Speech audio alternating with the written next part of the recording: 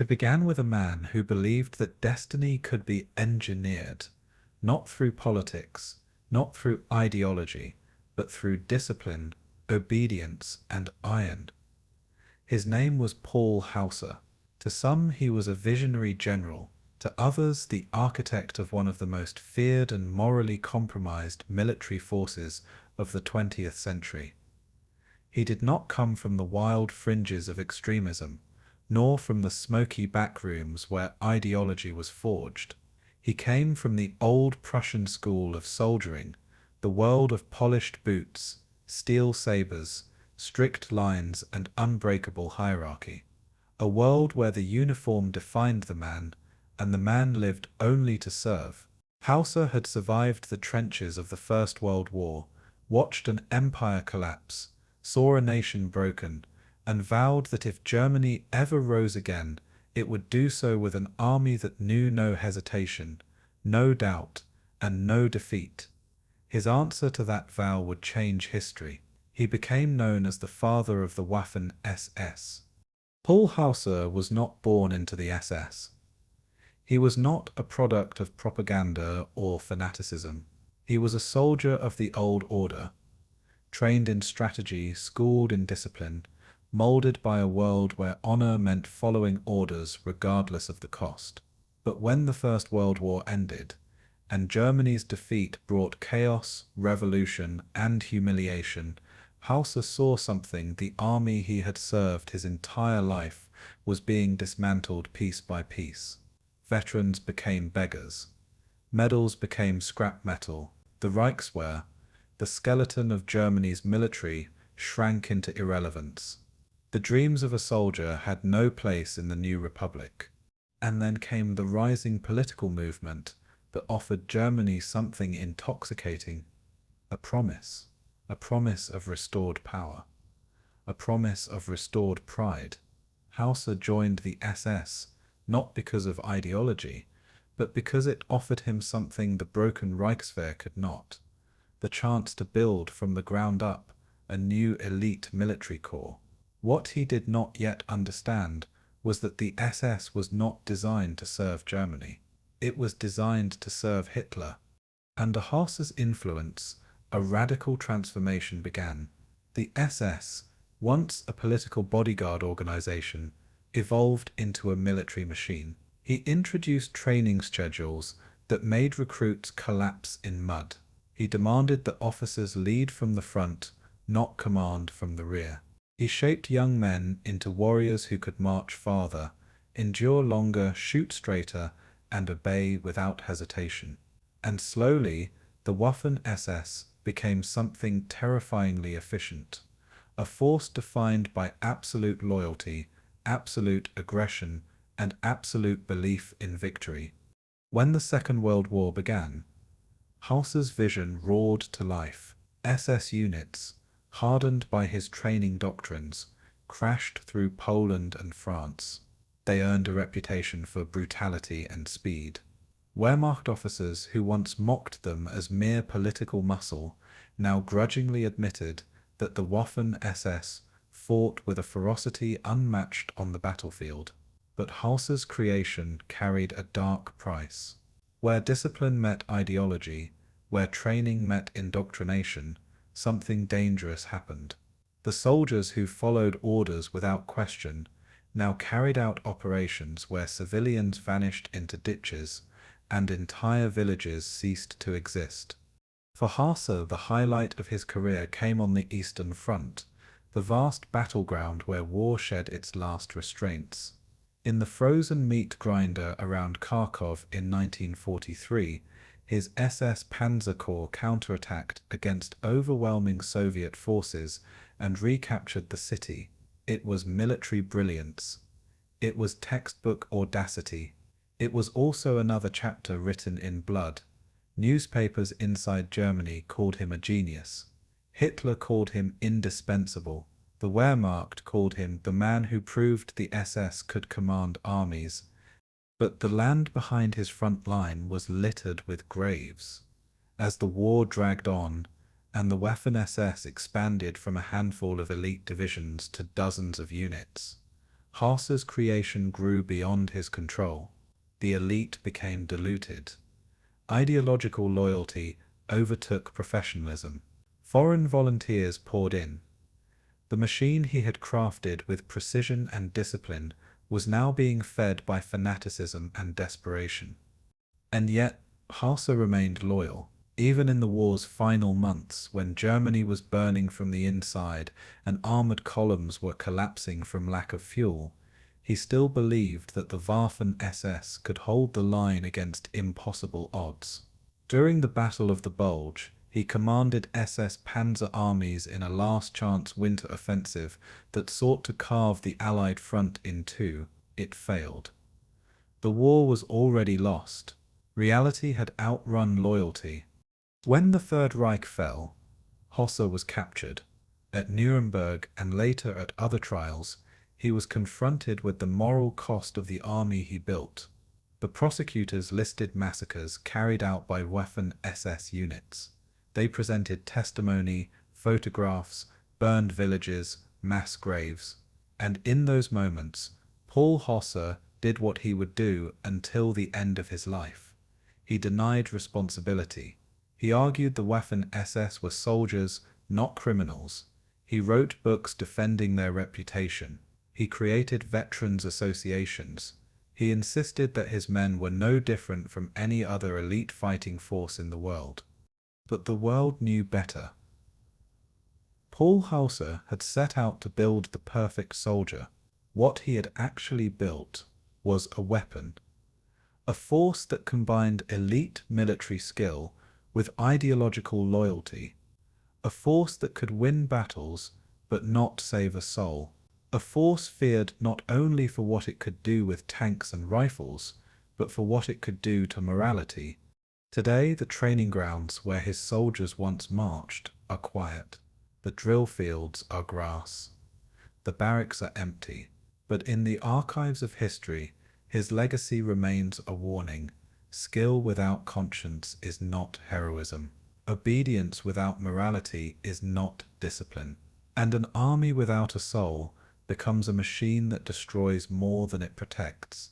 Tonight, we return to the world that shaped him, to a Germany that rose from humiliation, to the ideology that replaced honor with fanaticism, to the man who believed he could control what he was building until it consumed everything.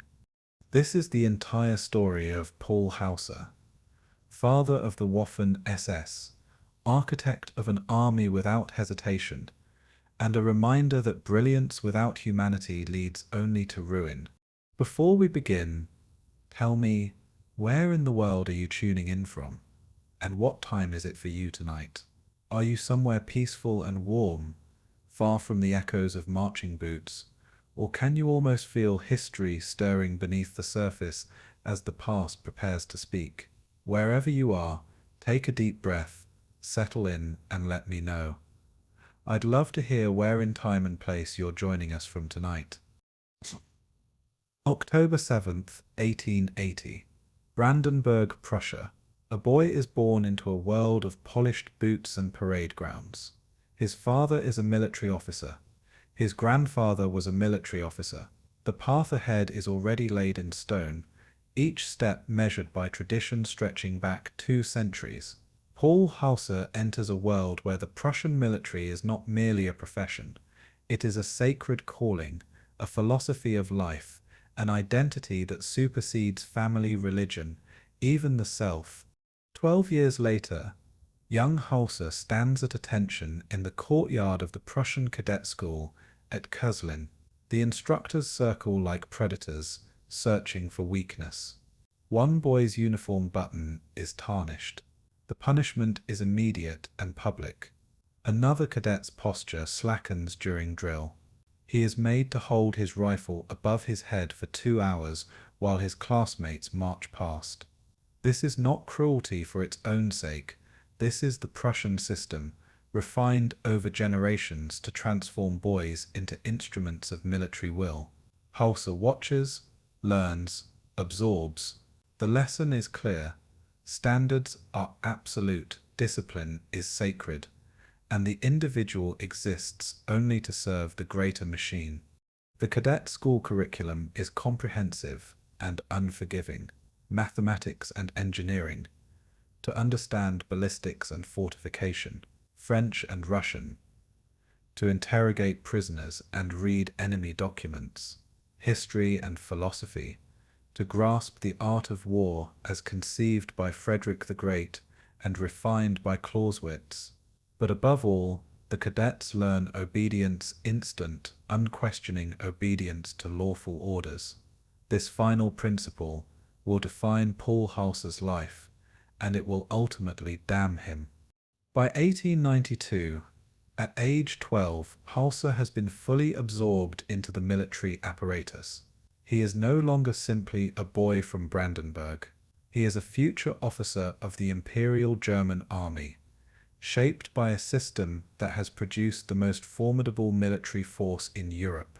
The Prussian Officer Corps sees itself as a knightly order, an aristocracy of talent and discipline superior to mere politicians or businessmen. They hold themselves above the civilian world, governed by codes of honor that seem archaic to outsiders but are absolute within their ranks. August 1914. Captain Paul Hausser leads his company across the Belgian border as part of the opening offensive of the Great War. He is 33 years old, a career officer who has spent more than 2 decades preparing for this moment. The theories studied in Staff College, the maneuvers practiced on parade grounds, all of it is about to meet reality. The German war plan calls for a massive wheeling movement through neutral Belgium to outflank French defences and capture Paris within 6 weeks. It is ambitious, aggressive, and thoroughly Prussian in its conception. On paper, it is flawless. The Battle of the Marne shatters that illusion. Hausser's company advances across open fields into concentrated rifle and artillery fire. Modern weapons have transformed warfare into industrial-scale killing. Men he has trained, soldiers he knows by name, are torn apart by shrapnel. The careful formations dissolve into chaos. The 6-week war becomes 4 years of grinding attrition in the trenches. Hausser serves with distinction, earning the Iron Cross First Class, but the experience marks him. He has witnessed the aristocratic certainty of the Prussian military system collide with 20th century reality, and reality has won. November 1918. Major Paul Hausser stands in a muddy Belgian town as the German Imperial Army disintegrates around him. Soldiers tear the imperial insignia from their uniforms. Revolutionaries proclaim a socialist republic in Berlin. The army that Hausser has served for 26 years, the institution that has been his entire life, is dissolving into chaos. The armistice is signed. Germany has lost. The carefully constructed world of Prussian military honor collapses in a matter of days. For officers like Hausser, this is not merely defeat, it is existential annihilation. The Treaty of Versailles imposes harsh terms on defeated Germany. The army is limited to 100,000 men, a mere police force compared to its former strength. Thousands of officers are forced into early retirement. Hausser survives the cuts, his technical expertise and staff training making him valuable to the skeleton force that remains. He serves throughout the 1920s in the diminished Reichswehr, reaching the rank of lieutenant general by 1930. But at age 50, he is abruptly retired, another victim of the military reduction imposed by Versailles. After 38 years of continuous service, Paul Hausser is a civilian. Retirement does not suit him. Hausser takes a position with the Stahlhelm, a conservative veterans organization, but it is unsatisfying work for a man trained to command soldiers. He watches Weimar Germany with growing contempt, the political instability, the economic chaos, the seeming weakness of democratic government. Like many former officers, Hausser yearns for the order and certainty of the imperial era. But he has no time for the crude politics of the Nazi Party that rises to power in 1933. The brown shirts of the SA, with their street brawling and political violence, seem to Hausser the opposite of everything a proper soldier should be. Then comes the Night of the Long Knives in June 1934. Adolf Hitler orders the SS to eliminate the leadership of the SA in a weekend of calculated murder. Ernst Röhm and dozens of SA commanders are executed. The crude, undisciplined brown shirts are broken as a political force. In their place, Heinrich Himmler's SS emerges as the regime's elite enforcement arm. The SS presents itself as disciplined, ideologically committed, and obedient to Hitler's personal authority. This is not the rabble of the SA. This is something that Hausser can almost recognize, something that speaks to Prussian traditions of elite military formations. October 1934. Heinrich Himmler arrives at Hausser's home in Berlin for a private meeting. The SS Reichsführer is recruiting, but not for street fighters or political thugs. He is building an armed SS formation, the SS Verfügungstruppe, intended to serve as a militarized force loyal directly to Hitler. But Himmler has a problem. His men have ideological fervor, but no military competence. They cannot march properly, cannot execute coordinated maneuvers, cannot function as actual soldiers. Himmler needs someone from the old military establishment, someone with the technical knowledge to transform enthusiastic amateurs into a professional force. He needs Paul Hausser. Hausser listens to Himmler's proposal with skepticism. The SS is a party organization, politically tainted and outside the traditional military chain of command. Accepting would mean leaving behind the professional officer corps he has served his entire life.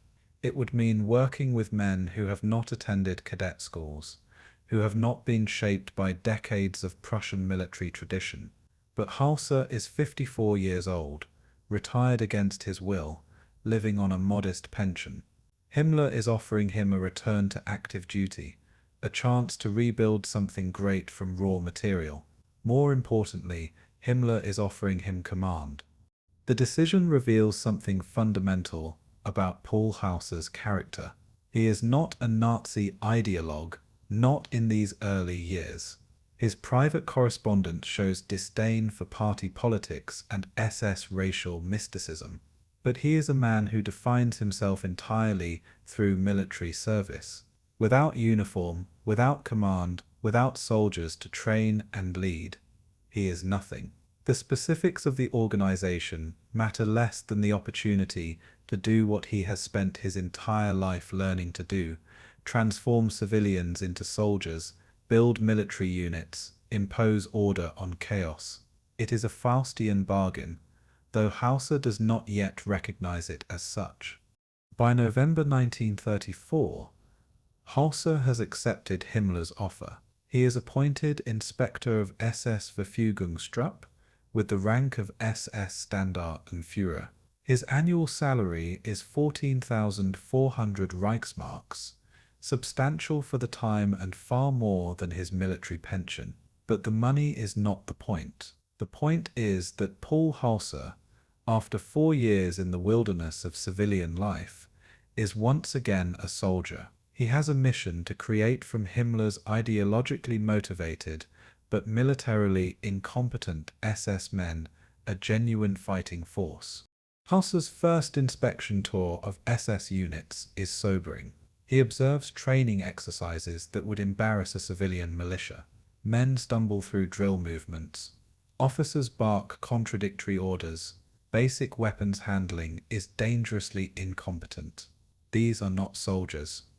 They are political activists playing dress-up. The gap between Himmler's ambitions and the SS's actual capabilities is vast.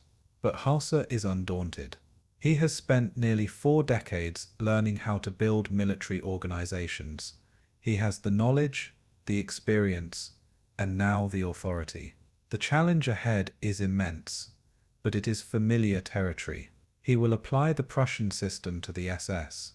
He will create soldiers from this unpromising material.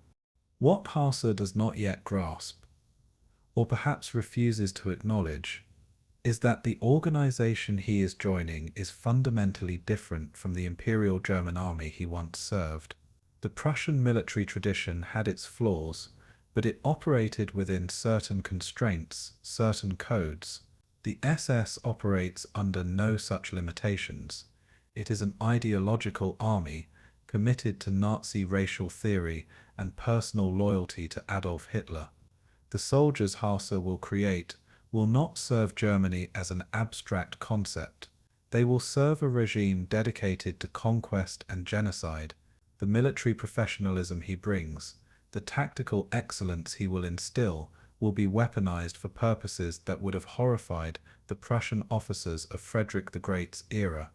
But in November 1934, standing in a cold SS barracks watching recruits fumble through basic training, Hausser sees only the technical challenge ahead. He sees raw material to be shaped, discipline to be instilled, standards to be enforced. He is 54 years old, a lifelong soldier returned to the profession he knows. The moral implications of what he is building will reveal themselves slowly, over years of incremental compromise. For now, there is only the work to create from Heinrich Himmler's ideological warriors a military force that can stand alongside the Wehrmacht. Paul Hausser, the Prussian officer, who has spent his entire life serving military institutions, is about to become the architect of the Waffen-SS. September 19th, 1934. Berlin.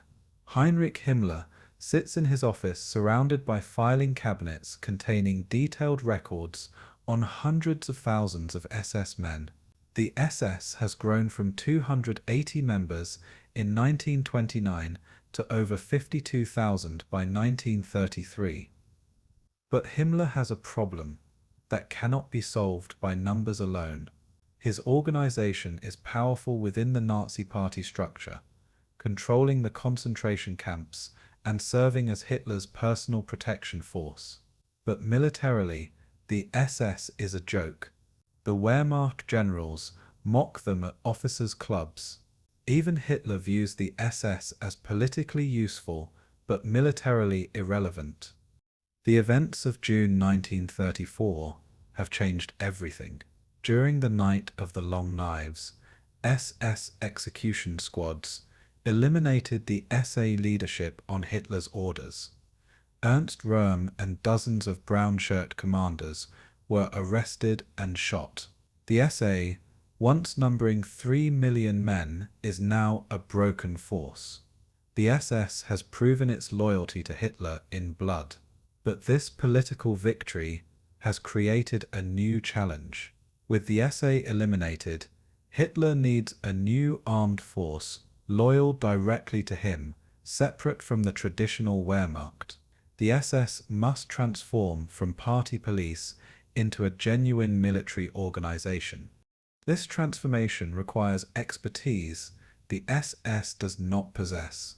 Himmler's men are ideologically committed, physically fit, and fanatically loyal, but they know nothing of military tactics, logistics, or combined arms warfare. Their training consists of political indoctrination and basic physical fitness. They march poorly. They cannot execute coordinated maneuvers. Their weapons handling is dangerously incompetent. If the SS Verfügungstruppe is to become Hitler's personal military force, it needs more than enthusiasm. It needs professional military leadership.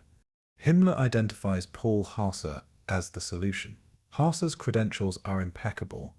38 years of military service, general staff training, command experience in the Great War, and expertise in military education. More importantly, Hausser is unemployed and likely frustrated. The forced retirement imposed by Versailles limitations has left hundreds of experienced officers idle. Many harbor resentment toward the Weimar government that disbanded them. Some might be persuaded to join a new military organization, even one outside the traditional Wehrmacht structure. Hausser is exactly the type of professional soldier Himmler needs: competent, available, and potentially receptive. The meeting in October 1934 lasts 3 hours. Himmler presents his vision: an armed SS formation that combines ideological commitment with military professionalism. Not party thugs, but political soldiers, men who fight with the discipline of the Wehrmacht and the fanatical loyalty of the SS. Hausser listens carefully. He asks technical questions about organizational structure, equipment allocation, training facilities. He does not ask about the SS's role in operating concentration camps or enforcing Nazi racial policy. Perhaps he considers such matters outside the military sphere. Perhaps he simply does not wish to know. Himmler offers Hausser the position of Inspector of SS Verfügungstruppe, with broad authority to restructure training and establish officer education programs. The rank of SS Standartenführer is equivalent to colonel in the Wehrmacht, a demotion from Hausser's retired rank of lieutenant general, but the actual authority is far greater. Hausser will essentially have a free hand to rebuild SS military training from the ground up. Himmler promises resources, training grounds, weapons, funding for officer schools. All Hausser must provide is the expertise to transform ideological warriors into actual soldiers. By November 1934, Hausser begins his inspection of existing SS formations. What he finds is worse than expected. The Leibstandarte SS Adolf Hitler, supposedly the elite SS Guard regiment, cannot execute a proper battalion-level movement. SS Regiment Deutschland stumbles through drill like awkward recruits. Officers issue contradictory orders. Non-commissioned officers have no clear authority structure. Equipment maintenance is haphazard. These units have the superficial appearance of military formations, uniforms, weapons, ranks, but none of the substance. They are, in military terms, theatre props. Hausser's first major report to Himmler is brutally honest. He estimates it will take 3 years to bring SS units to a standard comparable with Wehrmacht formations. He identifies fundamental deficiencies: lack of trained officer corps, inadequate physical conditioning programs, no doctrinal framework for tactical operations, insufficient technical training in weapons systems and communications equipment. The list of problems fills 47 pages. But Hausser also proposes solutions. He recommends establishing SS officer schools modeled on Wehrmacht institutions, implementing rigorous physical standards, and developing a tactical doctrine tailored to the SS's unique position as a rapid reaction force. Himmler approves the plan immediately and provides the resources Hausser needs. The SS Junkerschule Bad Tels opens in 1935, followed by a second school at Braunschweig. These are not ordinary military academies. Hausser designs them to produce a new type of officer, technically proficient in military tactics, but also indoctrinated in Nazi ideology. The curriculum combines weapons training and tactical exercises with racial theory and political education. It is a hybrid institution blending Prussian military tradition with Nazi radicalism. Hausser seems to view this as pragmatic compromise. The political education is the price for building a professional military force. The Wehrmacht observes these developments with alarm and contempt. Professional officers view the SSVT as upstarts and paramilitary amateurs playing at soldiers. At Berlin officers' clubs, Wehrmacht generals trade jokes about Himmler's toy soldiers and the black uniformed Boy Scouts. The contempt is not merely professional, it is political. The Wehrmacht holds a monopoly on military force in Germany, guaranteed by law and tradition. The creation of an armed SS formation threatens that monopoly. If the SSVT succeeds, it establishes a precedent for party control over military force independent of the traditional officer corps. This rivalry will define the SSVT's existence for the next decade. The Wehrmacht uses its institutional power to obstruct SS military development at every opportunity. Equipment requisitions are delayed, training grounds are denied, weapons allocations favor Wehrmacht units. When the SSVT requests tanks, they receive obsolete models or Czech equipment captured after the annexation of Czechoslovakia. The Wehrmacht ensures that every resource the SS acquires comes at the cost of extensive political negotiation. Hausser must constantly fight for equipment, facilities, and official recognition. Yet this adversarial relationship serves Himmler's purposes. The Wehrmacht's contempt motivates SSVT members to prove themselves. Every insult, every denied resource becomes ammunition for indoctrination. Hausser tells his officer candidates they must be twice as good as Wehrmacht soldiers to earn half the recognition. The siege mentality fostered by Wehrmacht's hostility binds SS units together and intensifies their commitment to excellence. They are not merely soldiers, they are an elite fighting against institutional prejudice, proving their worth through superior performance. By 1936, Hausser's training programs begin producing results. SSVT units execute company-level maneuvers with increasing competence. Officer candidates demonstrate tactical knowledge comparable to Wehrmacht equivalents. Physical fitness standards exceed Wehrmacht requirements. The transformation from political militia to military force is underway. But this progress comes with a hidden cost. The men Hausser is training are not merely becoming soldiers, they are becoming instruments of Nazi ideology, technically proficient warriors committed to Hitler's vision of racial struggle. Hitler's decree of August 17, 1938, officially authorizes the SS Verfügungstruppe as a standing armed formation, separate from the Wehrmacht, but available for military operations. This is Himmler's triumph and Hausser's vindication. After 4 years of work, the SSVT has achieved official recognition as a military force. The decree specifies that in peacetime, the SSVT serves under Himmler's command for internal security. In wartime, it can be placed under Wehrmacht operational command while maintaining its separate organizational identity. It is a compromise that satisfies no one but establishes the legal foundation for armed SS formations. Hausser is promoted to SS Brigade Führer, equivalent to Brigadier General, in recognition of his role in this transformation. At age 58, he has rebuilt his career and created something unprecedented, a military force that combines Nazi ideological commitment with professional military competence.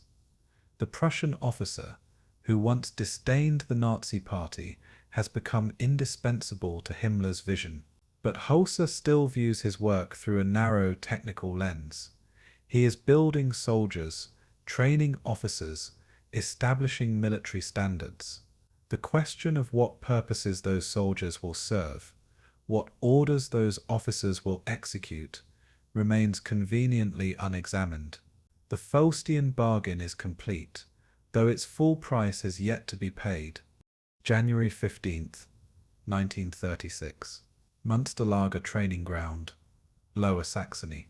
200 SS recruits lie flat in frozen mud as machine gun fire tears through the air 18 inches above their heads. The bullets are real. The danger is real. One recruit panics and raises his head. An instructor tackles him instantly, shoving his face back into the mud. The machine guns continue firing for another 3 minutes. When the exercise ends, several recruits are vomiting from fear and adrenaline. This is not conventional military training. This is Paul Hausser's revolution. Hausser has studied military training methods throughout his career, and he has concluded that traditional approaches are insufficient for modern warfare. The parade ground drill and classroom instruction favored by the Wehrmacht produce soldiers who can march impressively and follow orders mechanically, but modern combat requires initiative, rapid decision-making under stress, and the ability to function when command structure breaks down.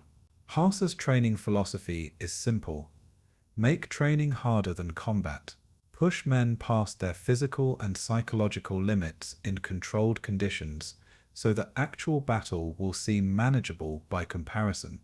The live-fire training is only one element of Hausser's program. At the SS Junkerschule Bad Tels, officer candidates endure 16-week courses that combine extreme physical conditioning with intensive tactical education. The day begins at 4:30 in the morning with a 10-kilometer run in full equipment. After breakfast, 4 hours of classroom instruction on tactics, weapon systems, and military history. Afternoons are devoted to field exercises, navigation, small unit tactics, communications procedures. Evenings include 2 hours of political indoctrination on Nazi ideology and racial theory. The schedule allows 6 hours for sleep. Candidates who cannot maintain this pace are dismissed immediately. The physical standards Hausser imposes are extraordinary. Every SSVT soldier must complete a 3,000-meter run in under 14 minutes while carrying 15 kilograms of equipment. Compare this to Wehrmacht requirements, 18 minutes for the same distance with the same load. SS soldiers must execute 100 push-ups without stopping, climb a 4-meter rope using only their arms, and swim 200 meters in field uniform. These are not arbitrary standards. Hausser has calculated the physical demands of sustained combat operations and designed requirements to exceed them. But Hausser's most radical innovation is tactical, not physical. He implements what the German military calls Auftragstaktik, mission-type orders. Instead of telling subordinates exactly how to accomplish an objective, commanders specify what needs to be achieved and allow junior officers and even enlisted men to determine the best method. This requires trust, initiative, and independent thinking at all levels of the military hierarchy.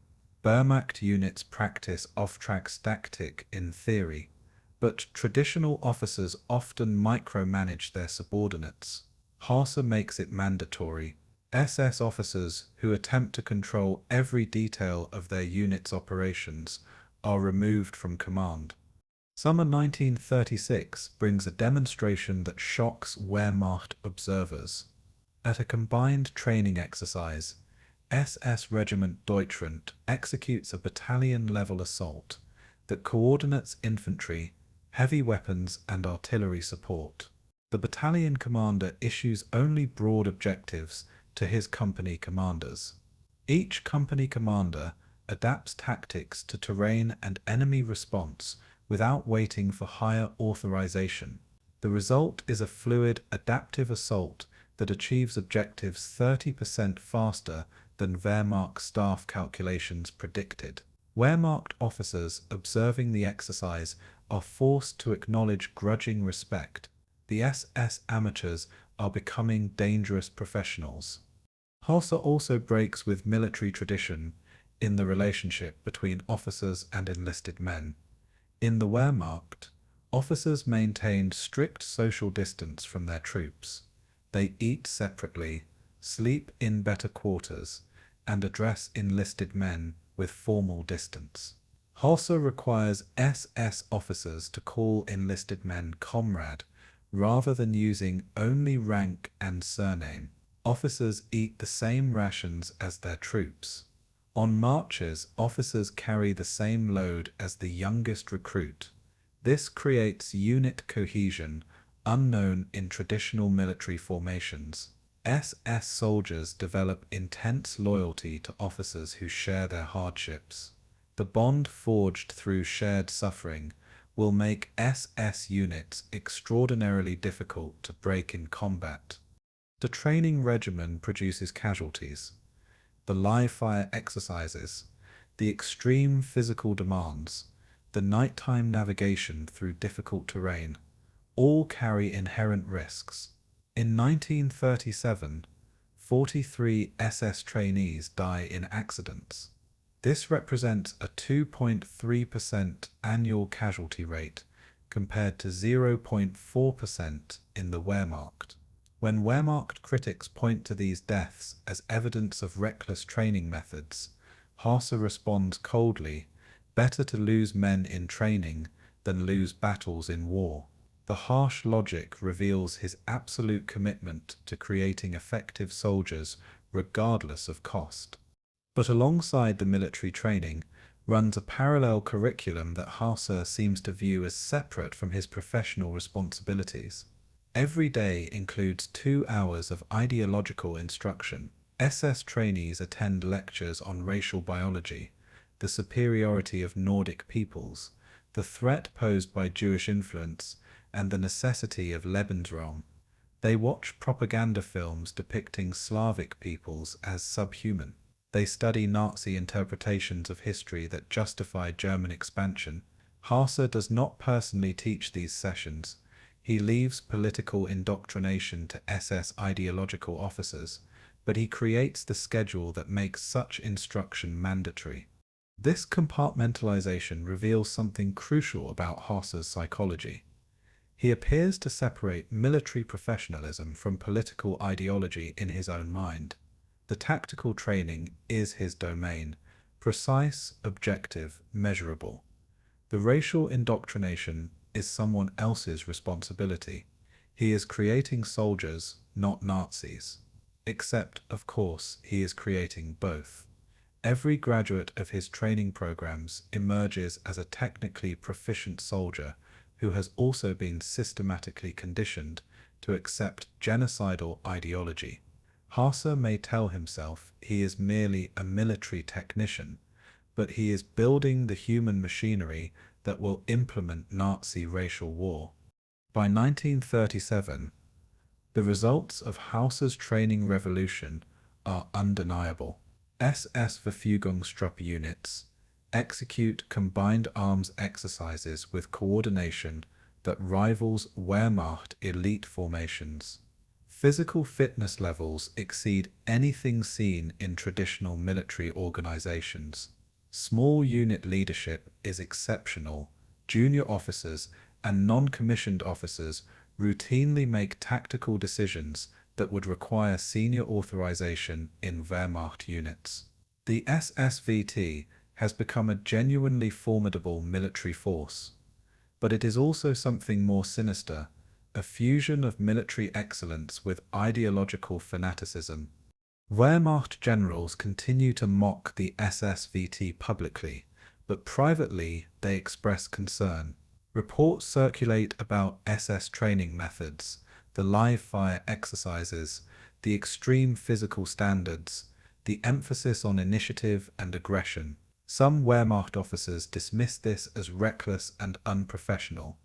Others recognize it as innovation that challenges traditional military culture. A few prescient observers understand that Hausser has created a new type of military formation, one that will perform extraordinarily well in offensive operations and will be very difficult to stop once committed to battle. The human cost of this transformation remains hidden in 1937. The dead trainees are buried quietly. The ideological indoctrination happens behind closed doors. The connection between tactical excellence and racial ideology is not yet visible to outside observers. Hausser's SSVT appears to be simply an elite military force with unusually intense training methods. The dark purposes for which this force is being prepared, the war of racial annihilation that Hitler plans for Eastern Europe, remain in the future. But Hausser is forging the instrument that will carry out those purposes with terrible efficiency. April 19, 1937. A combined arms exercise at Greifenwehr training area demonstrates the culmination of Hausser's work. SSVT Regiment Deutschland, supported by artillery and armoured vehicles, executes a regimental assault against a fortified position. The coordination is flawless. Artillery preparation lifts at precisely the moment infantry reaches the objective. Heavy weapons provide suppressing fire that allows assault teams to close with the enemy position.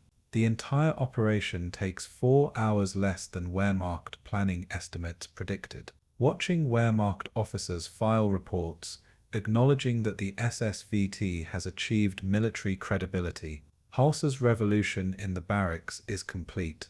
But the revolution comes at a price that will not be fully calculated until years later. The soldiers Hausser has created are exceptional warriors. They are also men who have been conditioned to view warfare as racial struggle, who have been taught that certain categories of human beings are subhuman, who have been indoctrinated to follow orders without moral hesitation. Hausser has given Himmler and Hitler exactly what they wanted: a military force that combines tactical excellence with ideological commitment. The Prussian general who once disdained Nazi vulgarity has become the essential architect of a force designed for wars of extermination. The training grounds of Münsterlager and Bad Tels are not merely producing soldiers, they are manufacturing the instruments of genocide. March 12, 1938. 4:30 in the morning. The Austrian border near Passau. Paul Hausser sits in the command vehicle of SS Regiment Der Führer as columns of German military vehicles prepare to cross into Austria.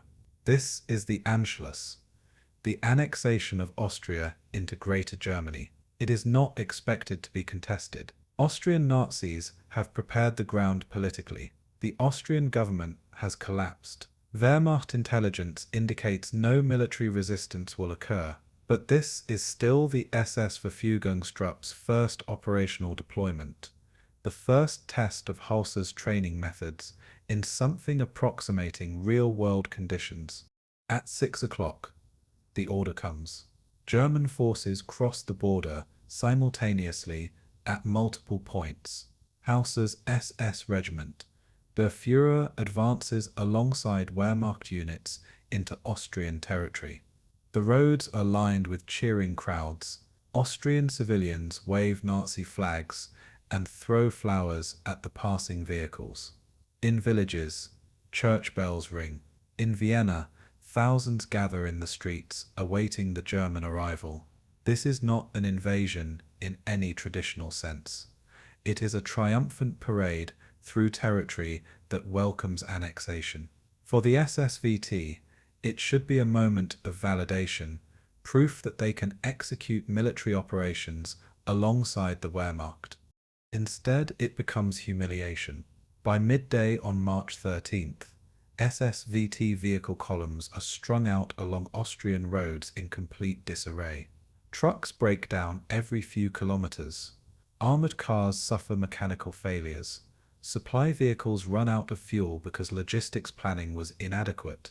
The carefully organized march order dissolves into chaos as functional vehicles try to bypass broken-down equipment clogging narrow roads. Wehrmacht units flowing along parallel routes maintain good order and reach their objectives on schedule. The contrast is devastating. SSVT incompetence is on full display for Wehrmacht observers to document. The statistics are damning. 70% of SSVT vehicles suffer mechanical breakdowns between the border and Vienna. Compare this to Wehrmacht breakdown rates of 23% for the same movement. SS Regiment Der Führer, which started the operation with 160 vehicles, arrives in Vienna with only 48 functional. The rest are scattered across Austria, awaiting repair or towing. SS Standarte Deutschland fares even worse, 80% breakdown rate. For Wehrmacht officers who have insisted that the SSVT lacks professional competence, the Anschluss provides perfect evidence. The SS can parade ground soldiers in peacetime, but cannot execute basic military movements. General von Rundstedt, commanding Wehrmacht forces in the operation, files a scathing report. He documents SSVT logistical incompetence, lack of march discipline, and inadequate maintenance procedures. The report concludes that SSVT units are not ready for military operations and should be restricted to security duties in rear areas. Copies circulate through Wehrmacht headquarters. For professional officers who resent the SSVT's existence, von Rundstedt's report confirms their prejudices. The political soldiers have failed their first test. But Hausser suspects sabotage. His own investigation reveals that Wehrmacht logistics officers assigned the SSVT the oldest and least maintained vehicles available. While Wehrmacht units received trucks and armored cars with recent mechanical inspections, SS units were issued equipment that had been sitting in motor pools awaiting overhaul. Fuel allocations for SS units were calculated incorrectly, ensuring they would run short. Road assignments placed SS columns on secondary routes with inadequate surfaces that increased vehicle stress. The pattern suggests deliberate obstruction rather than innocent administrative error. Hausser documents his findings in a counter-report submitted directly to Himmler. He provides maintenance records showing that vehicles assigned to SS units had known mechanical defects. He includes fuel consumption calculations, proving that SS logistics requests were systematically underfilled. He attaches sworn statements from SS mechanics who were denied access to spare parts that Wehrmacht units received routinely. The evidence strongly suggests that Wehrmacht officers used their control over logistics to ensure SSVT failure in Austria. The humiliation was engineered. March 14, 1938. Hitler reviews a combined Wehrmacht-SS parade in Vienna's Heldenplatz. 200,000 Austrians crowd the square and surrounding streets, cheering wildly as German troops march past. To the watching crowds, it is a seamless display of German military power. They cannot see the tensions beneath the surface, the institutional warfare between Wehrmacht and SS, the sabotage disguised as administrative oversight. For Hitler, the Anschluss is a bloodless triumph, achieved without firing a shot. For Hausser, it is a bitter lesson in organizational politics. The lessons Hausser draws from Austria are primarily logistical. He concludes that the SSVT must develop independent supply and maintenance capabilities, no longer dependent on Wehrmacht cooperation. Over the following months, he establishes SSS motor transport schools and creates dedicated SS maintenance units. SSVT formations will henceforth maintain their own vehicle pools, trained by their own mechanics, supplied through separate channels. This duplication of military infrastructure is inefficient by conventional standards, but it is politically necessary. The Wehrmacht has demonstrated it will use logistical control to undermine SS operations. For the Austrian population, the Anschluss brings rapid integration into Nazi Germany. Within days, Austrian Jews face systematic persecution. Within weeks, the first arrests and deportations begin. Within months, Austria ceases to exist as a separate entity, becoming provinces of Greater Germany. For Hitler and Himmler, the bloodless annexation proves that aggressive expansion can succeed without war. It encourages them to make further demands on Czechoslovakia later in 1938. The pattern of annexation through political pressure backed by military threat will continue until it finally provokes the war Hitler ultimately wants. The SSVT returns to Germany with damaged pride but intact organizational structure. The vehicle breakdowns were embarrassing but not operationally catastrophic. There was no armed resistance to expose SS tactical weaknesses. Hausser's reputation suffers temporarily, but he retains Himmler's confidence.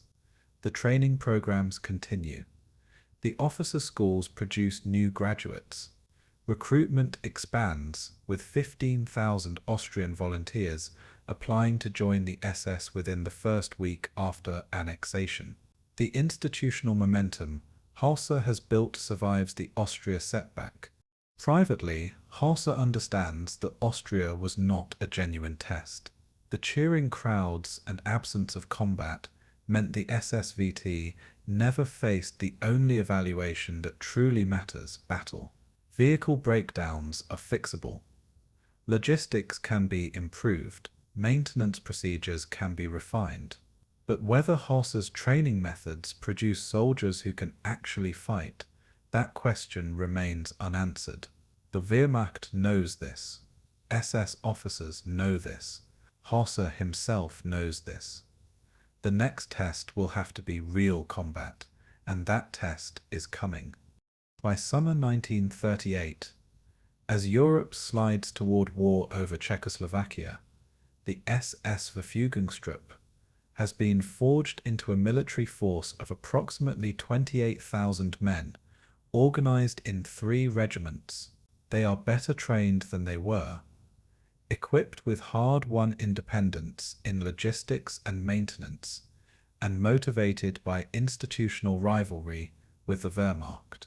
But they remain unproven in combat. The humiliation of Austria hangs over them, feeding both Wehrmacht contempt and SS determination to prove themselves. When war finally comes, the SSVT will have something to prove. That psychological dynamic, the need to demonstrate value through exceptional combat performance, will drive the SS to take risks, accept casualties, and pursue objectives with an aggression that exceeds standard military practice. Austria teaches Hausser another lesson he does not fully articulate, but certainly understands: the SSVT exists in a political environment as much as a military one. Success requires not just tactical competence, but also institutional maneuvering. The Wehrmacht controls resources the SS needs: equipment, training facilities, ammunition allocations. Wehrmacht cooperation is essential, but cannot be assumed. The SSVT must therefore cultivate political support at the highest levels while developing independent capabilities wherever possible. Hausser, the professional soldier who once disdained politics, is learning to operate in a politicized military environment. The Anschluss also reveals to careful observers the true nature of the Nazi project: the rapid persecution of Austrian Jews, the immediate extension of concentration camp systems into Austrian territory, the wholesale transformation of a sovereign nation into provinces of Greater Germany. All of this demonstrates that Nazi expansion is not simply nationalist ambition, it is the implementation of a racial ideology that views entire categories of people as enemies to be eliminated and territories as living space to be seized. The SSVT is being built as the military instrument of this ideology. Hausser may focus on tactical training and logistics, but the organization he commands exists to serve purposes far beyond conventional warfare. March 1938 passes. The vehicles are repaired. The lessons are absorbed. The SSVT continues to grow and train, but the question remains unanswered. When fire is not metaphorical but real, when actual enemies shoot back with lethal intent, will Hausser's soldiers prove as capable as their training suggests? The Wehrmacht doubts it. Himmler believes it. Hausser is certain of it. 18 months later in Poland, that certainty will be tested in blood. September 1st, 1939, 4:45 in the morning. The Polish border near Morwa. Lieutenant Hans von Rosen, of SS Regiment Deutschland, crouches in a pre-dawn darkness listening to artillery shells scream overhead. For 20 minutes, German guns have pounded Polish positions across the border. Now the barrage lifts. Von Rosen stands, waves his platoon forward, and crosses into Poland. These are the first steps taken by SS Verfügungstrupp soldiers in actual combat. Behind von Rosen, 18,000 SS men advance into Poland as part of the German invasion. Everything Hausser has built for 5 years is about to be tested. The first hours validate Hausser's training methods with terrible efficiency. SS units move aggressively, using Auftrau's tactic to exploit opportunities without waiting for higher authorization. When Regiment Deutschland encounters Polish defensive positions near Maulois, company commanders immediately adapt tactics to local conditions. Infantry uses terrain to close with enemy positions, while heavy weapons provide suppressing fire. The assault is faster and more fluid than Wehrmacht staff planning predicted. Polish defenders expecting more methodical German tactics are overwhelmed by the speed and aggression of the SS attack. By noon on September 1st, Regiment Deutschland has advanced 12 kilometers into Polish territory, but speed comes at cost. SS units, trained to accept casualties in pursuit of objectives, lose men at rates significantly higher than Wehrmacht formations. In the first 3 days of combat, SS Verfügungstrupp suffers 280 killed. Wehrmacht units engaged in similar operations lose personnel at roughly half that rate. The statistical difference reflects tactical philosophy. Wehrmacht commanders pause to bring up artillery support and consolidate positions before advancing. SS commanders drive forward continuously, accepting higher casualties to maintain momentum. Both approaches achieve objectives, but the SS pays in blood for its aggression. September 8th brings the first significant SS combat loss. An armoured reconnaissance unit from Leibstandart SS Adolf Hitler advancing near Modlin is ambushed by Polish anti-tank guns.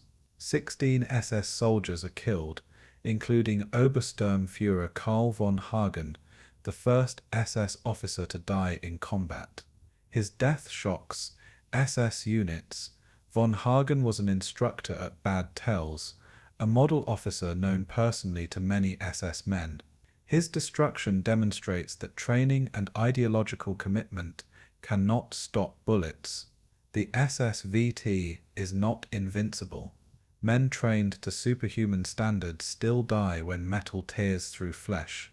September 10th. Regiment Deutschland assaults across the Bzura River under heavy Polish artillery fire. Wehrmacht staff estimates the river crossing will require 12 hours with substantial casualties. Hausser, observing from a forward command post, orders the attack anyway. SS assault teams reach the river at dawn, establish bridgeheads under fire, and complete the crossing by mid-morning.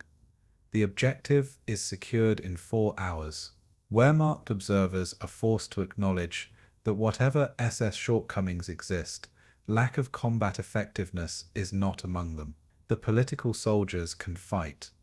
But combat also reveals the dark fusion of military professionalism and Nazi ideology that Hausser has created. On September 22nd, SS Regiment murdered more than 50 Polish prisoners of war near Wolkłajek. The massacre is witnessed by a Wehrmacht observer who files a report. Wehrmacht commanders are shocked, not necessarily by the act itself, but by its brazenness and lack of military necessity. The murdered Poles were captured soldiers, not partisans. Their execution serves no tactical purpose. It is murder driven by ideological hatred, committed by soldiers who have been trained to view Slavic peoples as subhuman. Wehrmacht officers who have spent the campaign insisting the SSVT are amateurs now confront a different problem. The SS are effective soldiers who commit war crimes. Hausser's response to reports of prisoner executions reveals his moral calculus. He does not order investigations. He does not punish perpetrators. He does not issue clear orders forbidding such acts. Instead, he maintains calculated ambiguity. The official SS position is that executed Poles were partisans engaged in illegal warfare, not prisoners of war entitled to protection. This legalistic evasion allows atrocities to continue while preserving deniability. Hausser, the Prussian officer schooled in codes of military honor, enables war crimes through bureaucratic distance and willful ignorance. September 18th. SS artillery units receive reports that they have executed Polish prisoners by policy rather than battlefield necessity. The report crosses Hausser's desk. He initials it, indicating he has read it, and files it without comment or follow-up. This moment captures Hausser's relationship to SS criminality. He does not personally order atrocities. He does not participate directly in massacres. But he creates the organizational culture that permits atrocities, selects officers who commit them, and declines to intervene when reports reach him. His hands remain technically clean, while the organization he commands is stained with blood. By late September, the Polish campaign is decided. Warsaw is surrounded and bombed into submission. Polish forces are destroyed or captured. Germany and the Soviet Union have partitioned Poland between them. For the Wehrmacht, it has been a campaign validating mechanized warfare doctrine.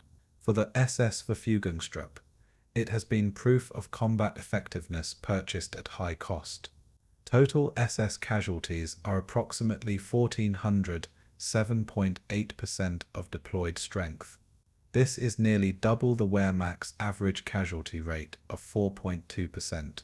SS aggression achieves objectives, but kills SS soldiers at unsustainable rates. The award system tells its own story. 300 Iron Crosses are issued to SS Verfügungstruppe personnel for actions in Poland. This represents 9 times the per capita rate of Wehrmacht decorations. The discrepancy reflects both SS combat performance and institutional bias. SS officers enthusiastically recommend their men for awards. Himmler personally reviews SS award nominations and approves them liberally. The Wehrmacht, by contrast, maintains stricter award standards.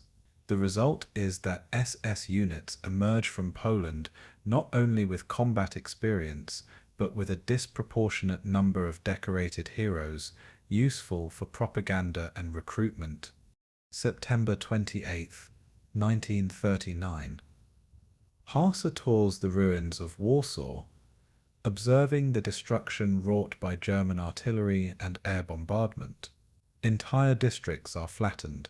Civilian casualties number in the tens of thousands.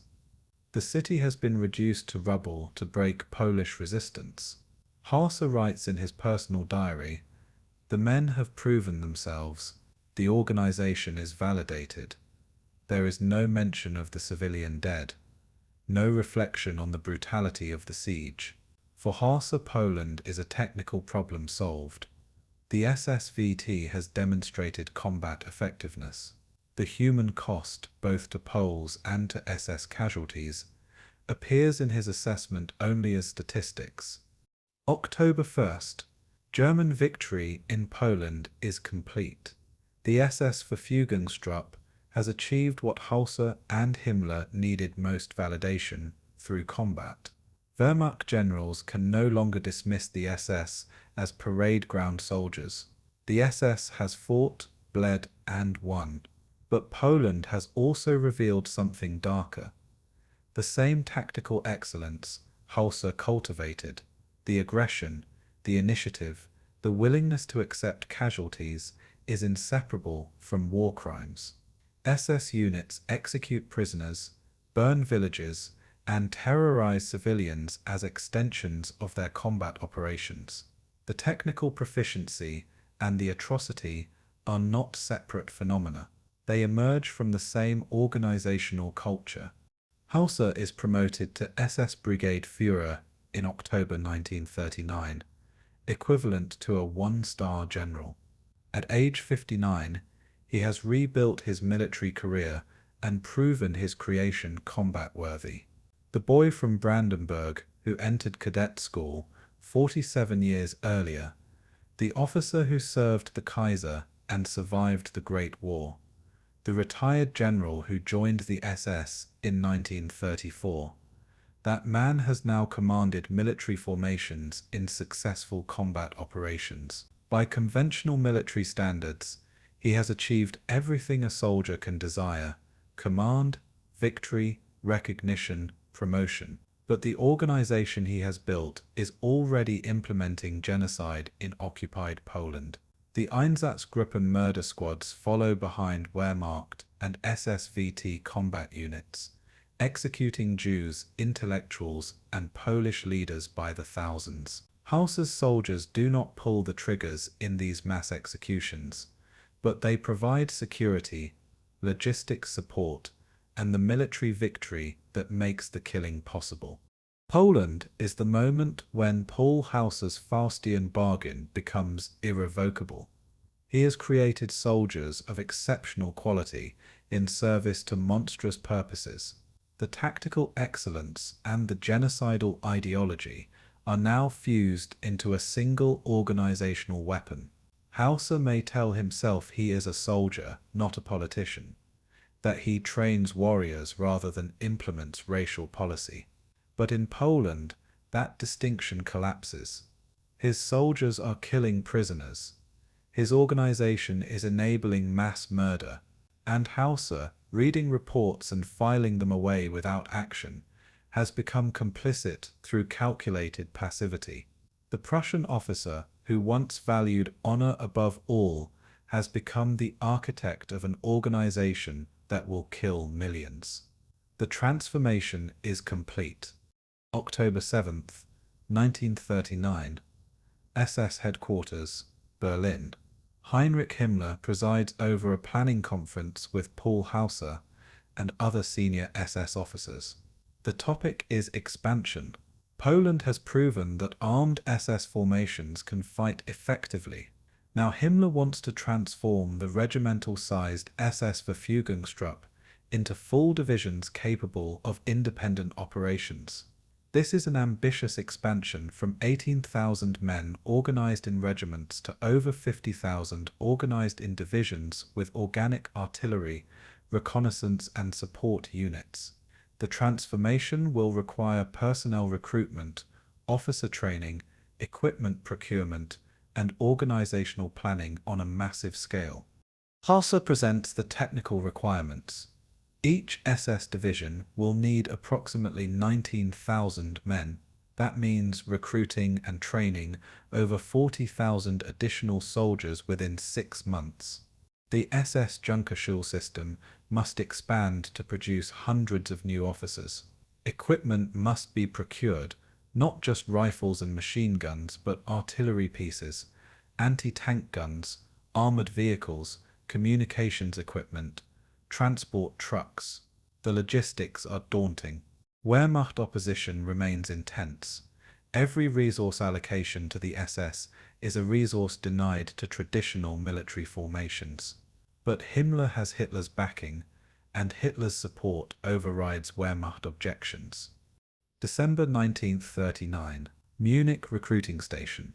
The line of volunteers extends around the block. Young German men, inspired by newsreel footage of SS victories in Poland, queue to join what propaganda presents as Germany's elite fighting force. But not all volunteers are Reich Germans. Ethnic Germans from Romania, Hungary, and Yugoslavia also appear, seeking to join the SSVT. These Volksdeutsche ethnic Germans living outside Germany's borders represent an untapped recruiting pool. Himmler sees them as ideologically reliable, racially acceptable, and politically useful. Their recruitment will internationalize the SSVT and reinforce Nazi claims to protect all Germanic peoples.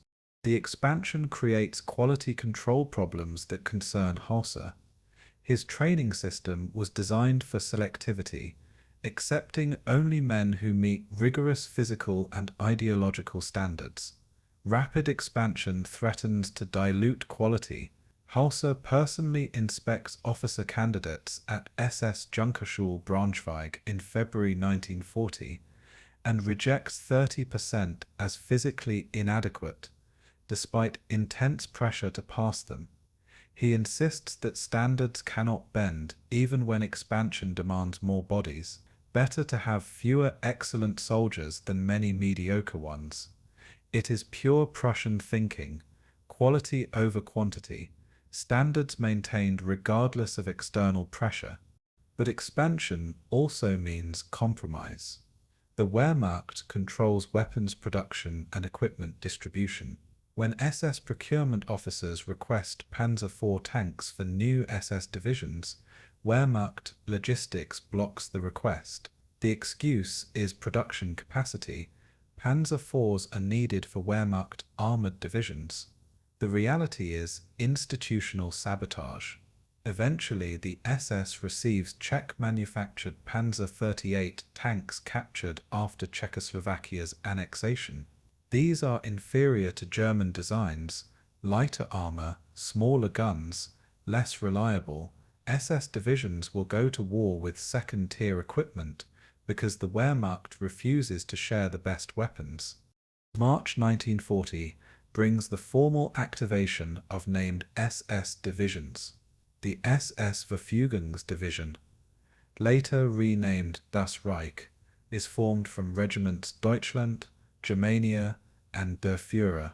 The SS Totenkopf Division is created from concentration camp guard units, a sinister origin that connects the combat force directly to the apparatus of genocidal detention. The Polizei Division draws personnel from militarized police formations. These are not merely administrative reorganizations. They represent the transformation of the SSVT from a corps of elite regiments into a divisional structure capable of independent military operations. Hausser is appointed commander of the SS Verfügungsdivision, making him a division commander at age 59.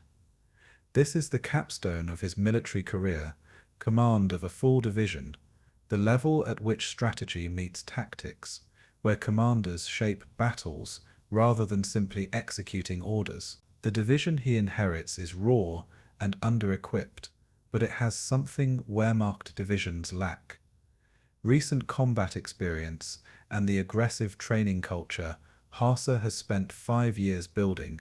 His officers are young, ideologically committed, and willing to take risks. His enlisted men are physically superior and trained to think independently. The SS Verfügungsdivision may lack equipment, but it does not lack capability. The equipment disparity is stark and dangerous. Wehrmacht infantry divisions receive an allocation of 300 anti-tank guns to defend against armor. SS divisions receive 150, half the Wehrmacht standard. Artillery allocations are similarly inequitable. When Hausser protests, Wehrmacht logistics officers cite production limitations and delivery schedules. The message is clear: the Wehrmacht will not voluntarily arm its institutional rival. Every tank, every gun, every truck the SS receives is extracted through political pressure at the highest levels. Hitler's personal intervention is often required to overcome Wehrmacht obstruction. By May 1940, the expansion is complete on paper. The SSVT has grown from 18,000 men to 56,000 organized in combat divisions. But growth has costs. The carefully cultivated elite culture is diluted by rapid recruitment. Training duration shortens from 16 weeks to 12 to accommodate expansion timelines.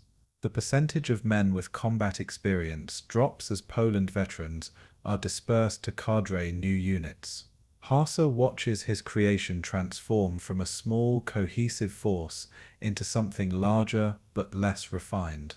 The Prussian perfectionist in him is dismayed, but the pragmatic commander understands that military effectiveness sometimes requires accepting imperfection.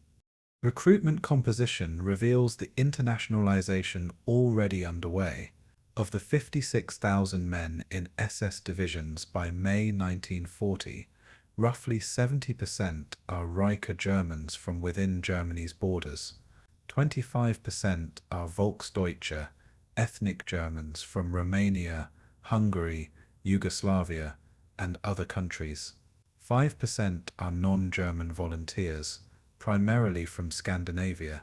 This demographic mix will expand dramatically as the war continues, eventually making the SSVT, soon to be renamed the Waffen-SS, a truly multinational force bound by ideology rather than citizenship. The officer corps presents different challenges. Wehrmacht officers are products of a system that has existed for generations, trained in institutions with centuries of tradition. SS officers are products of Hausser's 5-year-old school system, technically proficient but lacking the depth of experience Wehrmacht officers possess. Many SS junior officers are in their early 20s, young, enthusiastic, ideologically radical, and dangerously confident. They have the tactical knowledge Hausser's schools provide, but they lack the judgment that comes from years of service. In combat, this youth will produce both spectacular successes and catastrophic failures. April 26, 1940. Formation ceremony at Dachau.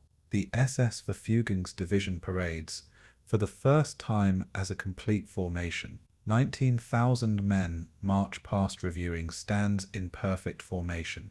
Hausser, watching from the reviewing stand beside Himmler, sees the culmination of years of work. He has taken Himmler's vision of political soldiers and given it military reality. He has transformed party activists into division-strength combat formations. The boy from Brandenburg, who entered Prussian cadet school in 1892, now commands a force larger than anything he led in the Great War. But the ceremony at Dachau, held at a concentration camp, before an audience of SS officers who administer the Nazi detention system, reveals the context within which this military achievement exists. The expansion from regiments to divisions is only the beginning.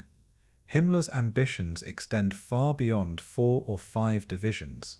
He envisions an SS military force numbering hundreds of thousands, eventually rivaling the Wehrmacht in size and exceeding it in ideological commitment. Hausser's organizational work in 1939 and 1940 creates the template for that expansion. The training systems, the officer schools, the tactical doctrine, all of it will be replicated as the SSVT grows into the Waffen-SS, eventually fielding 38 divisions by war's end. The machine Hausser builds in these months will eventually consume millions of men, German and foreign, in service to Hitler's wars of extermination.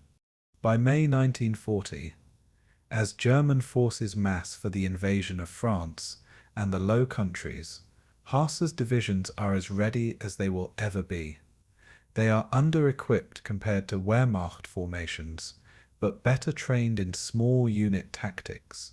They have recent combat experience from Poland. They are led by officers indoctrinated with Nazi ideology and committed to proving SS military worth. Most importantly, they are driven by institutional chip-on-shoulder defiance, the need to prove themselves against Wehrmacht contempt.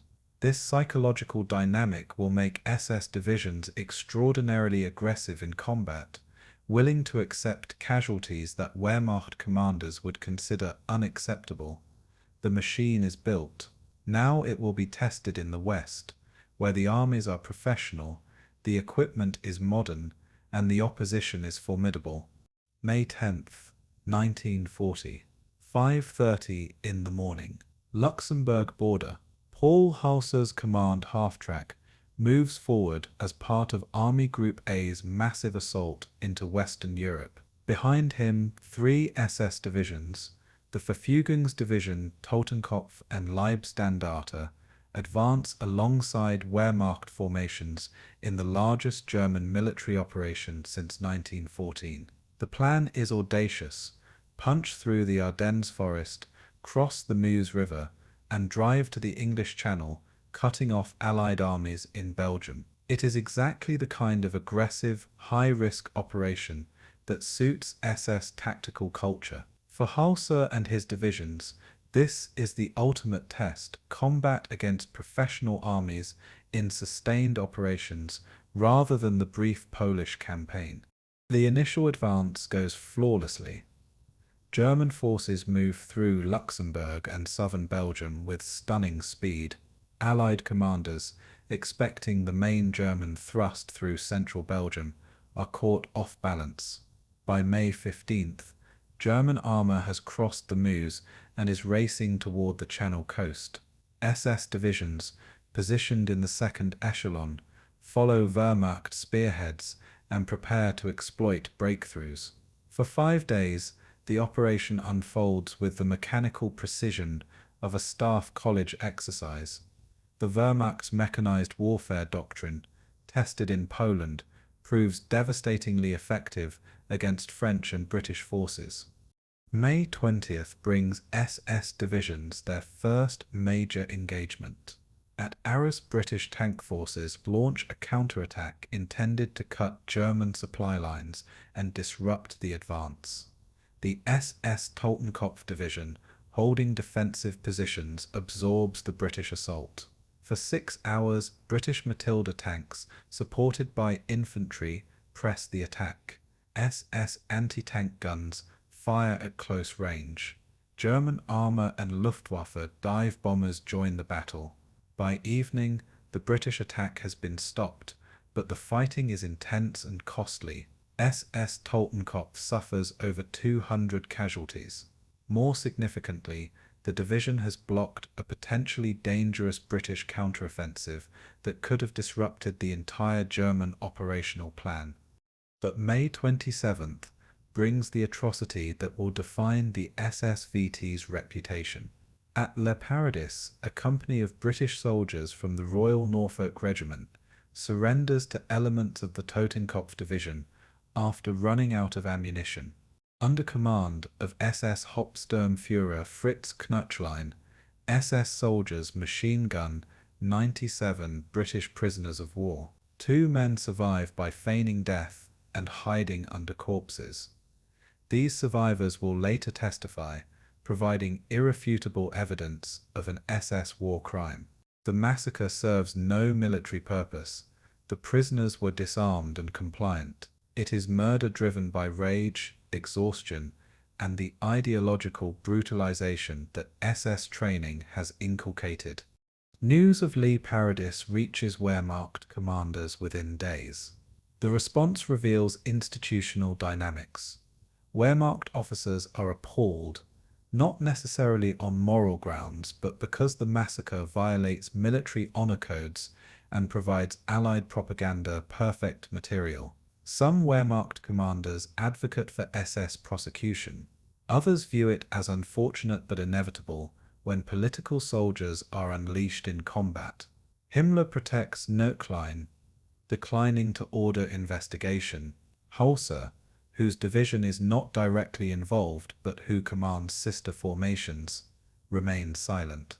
The pattern established in Poland continues. SS war crimes occur. Wehrmacht objects, SS leadership provides cover, and nothing changes. June 8th. Battle for Lyon. Hausser's SS Verfügungsdivision spearheads the assault on French defensive positions along the Saône River. The French defenders are well equipped and determined, fighting from prepared positions with artillery support. Hausser's attack plan is classically aggressive: infiltrate across the river at night, establish bridgeheads, then exploit with armor. The operation begins at midnight. By dawn, SS assault teams have established positions on the French-held bank. French counterattacks throughout the day fail to dislodge them. By June 9th, The bridgehead is secure, and German armor is flowing across. 50,000 French troops are encircled. The victory at Lyon demonstrates everything Hausser has tried to instill in SS divisions: initiative, aggression, and willingness to accept casualties. The Verfügungs division loses 340 men taking Lyon, a high price, but the operational result is strategically significant. Wehrmacht observers acknowledged that the SSVT executed a difficult river assault with professional competence. Hausser's stock rises. The skepticism that followed Austria's vehicle breakdowns is fading. The SSVT is proving itself in sustained combat against professional opposition. June 14th. Hausser is wounded near Lyon by French artillery shrapnel. The injuries are painful, but not life-threatening. Lacerations and burns the price of commanding from forward positions, where he can directly observe his units. Hausser refuses medical evacuation for 36 hours, remaining with his division until the Lyon encirclement is complete. This is leadership by example, the officer sharing danger with his men. It is also calculation. Hausser understands that SS divisions must outperform Wehrmacht formations to overcome institutional prejudice, and that requires commanders willing to take risks. His wound becomes a badge of honor within SS circles, proof that SS generals do not command from safety. By June 25th, France has fallen. The armistice is signed. The campaign that military analysts predicted would require months has taken 6 weeks. German casualties are surprisingly light. 27,000 killed compared to over 90,000 French dead and 300,000 British casualties or captured. For the Wehrmacht, it is a triumph validating mechanized warfare doctrine. For the SSVT, it is vindication. 5 SS divisions participated, suffering approximately 3,600 total casualties. This represents a casualty rate of 4.2%, higher than Wehrmacht's 2.8%, but the difference is narrowing as SS tactics mature. The awards tell the story of SS combat performance. 7 Knight's Crosses are awarded to SS officers compared to 89 for Wehrmacht personnel. The ratio is still disproportionately low given SS combat contributions, but it represents progress. Hausser himself receives the Knight's Cross for the Lyon operation, official recognition from the Wehrmacht-dominated award system that SS operations have military merit. For an organization that has fought for legitimacy since 1935, these decorations matter. They are tangible proof that political soldiers can achieve military excellence. But France also reveals the costs of SS tactical culture. The 3,600 casualties represent 7% of SS deployed strength. Wehrmacht units achieved similar objectives with 3% losses. The difference is tactical philosophy. Wehrmacht commanders consolidate positions, bring up artillery, minimize risks to personnel. SS commanders accept higher casualties to maintain operational tempo. Both approaches work, but the SS approach is sustainable only if replacement pipelines can keep pace with losses. As the war lengthens, this attrition arithmetic will become unsustainable. The Les Paradis massacre casts a shadow over SS victories in France. The 2 British survivors, Private Albert Pooley and Private William O'Callaghan, provide detailed testimony about the mass execution. After the war, Fritz Knöchlein will be tried, convicted, and hanged for the atrocity. But in June 1940, Knöchlein remains in command, protected by Himmler and the SS institutional apparatus. The message to SS soldiers is clear: war crimes will not be punished. The aggressive tactics Hausser cultivates, the ideological indoctrination that accompanies military training, the culture of SS exceptionalism, all of it contributes to an organizational environment where atrocities occur with increasing frequency. Hausser's personal position after France is complex. He has led a division to success in major combat operations. His tactical methods have proven effective. His reputation within SS and Wehrmacht circles has risen.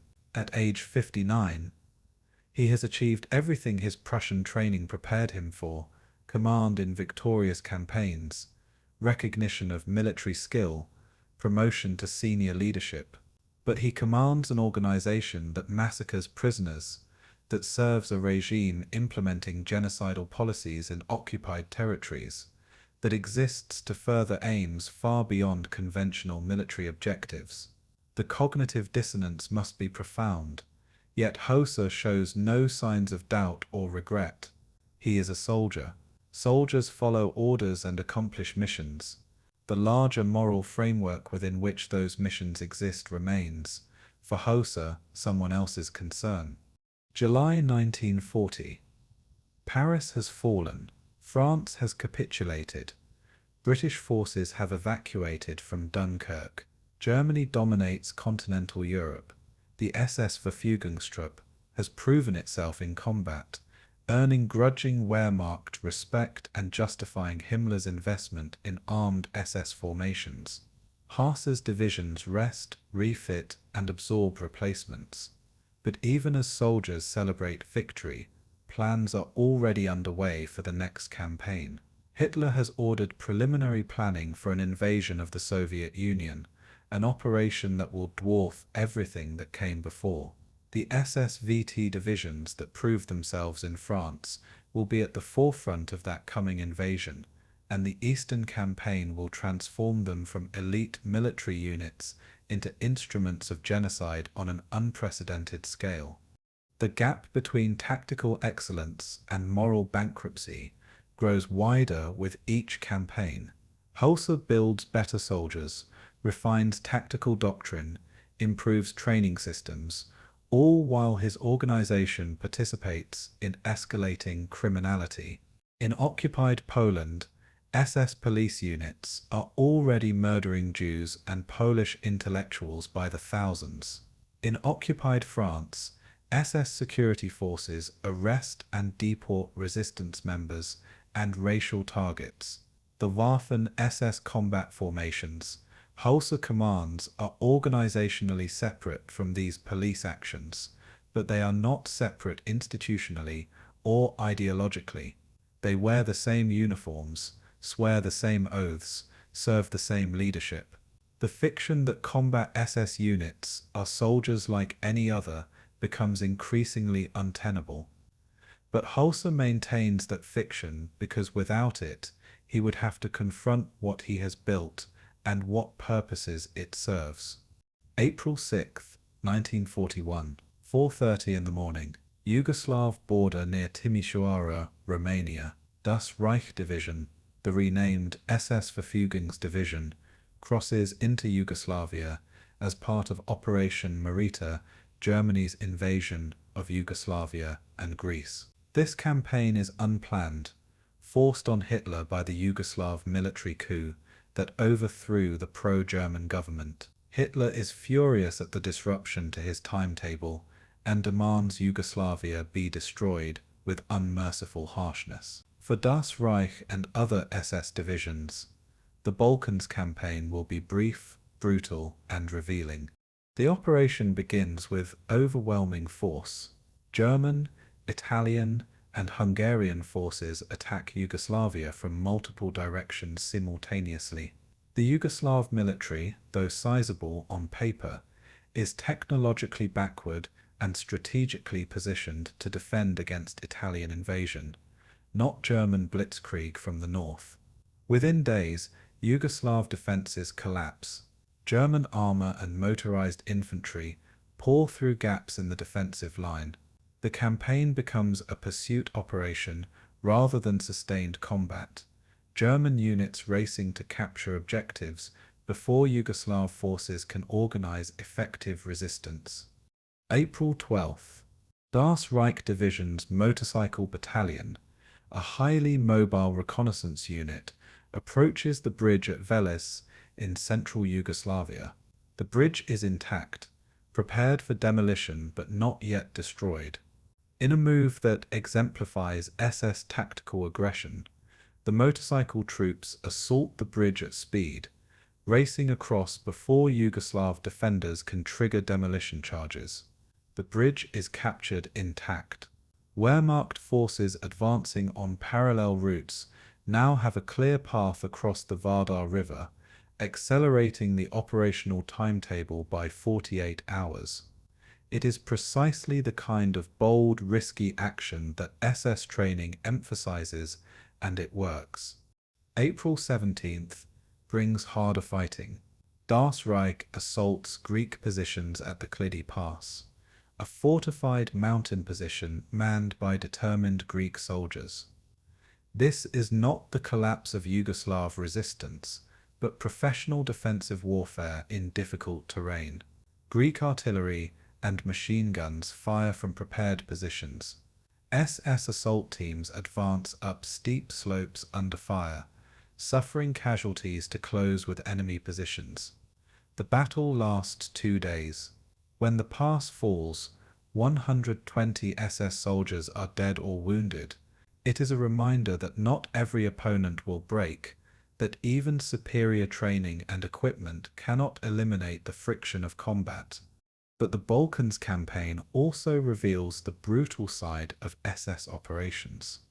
Between April 20th and 21st, multiple reports document SS units executing Yugoslav civilians accused of being partisans.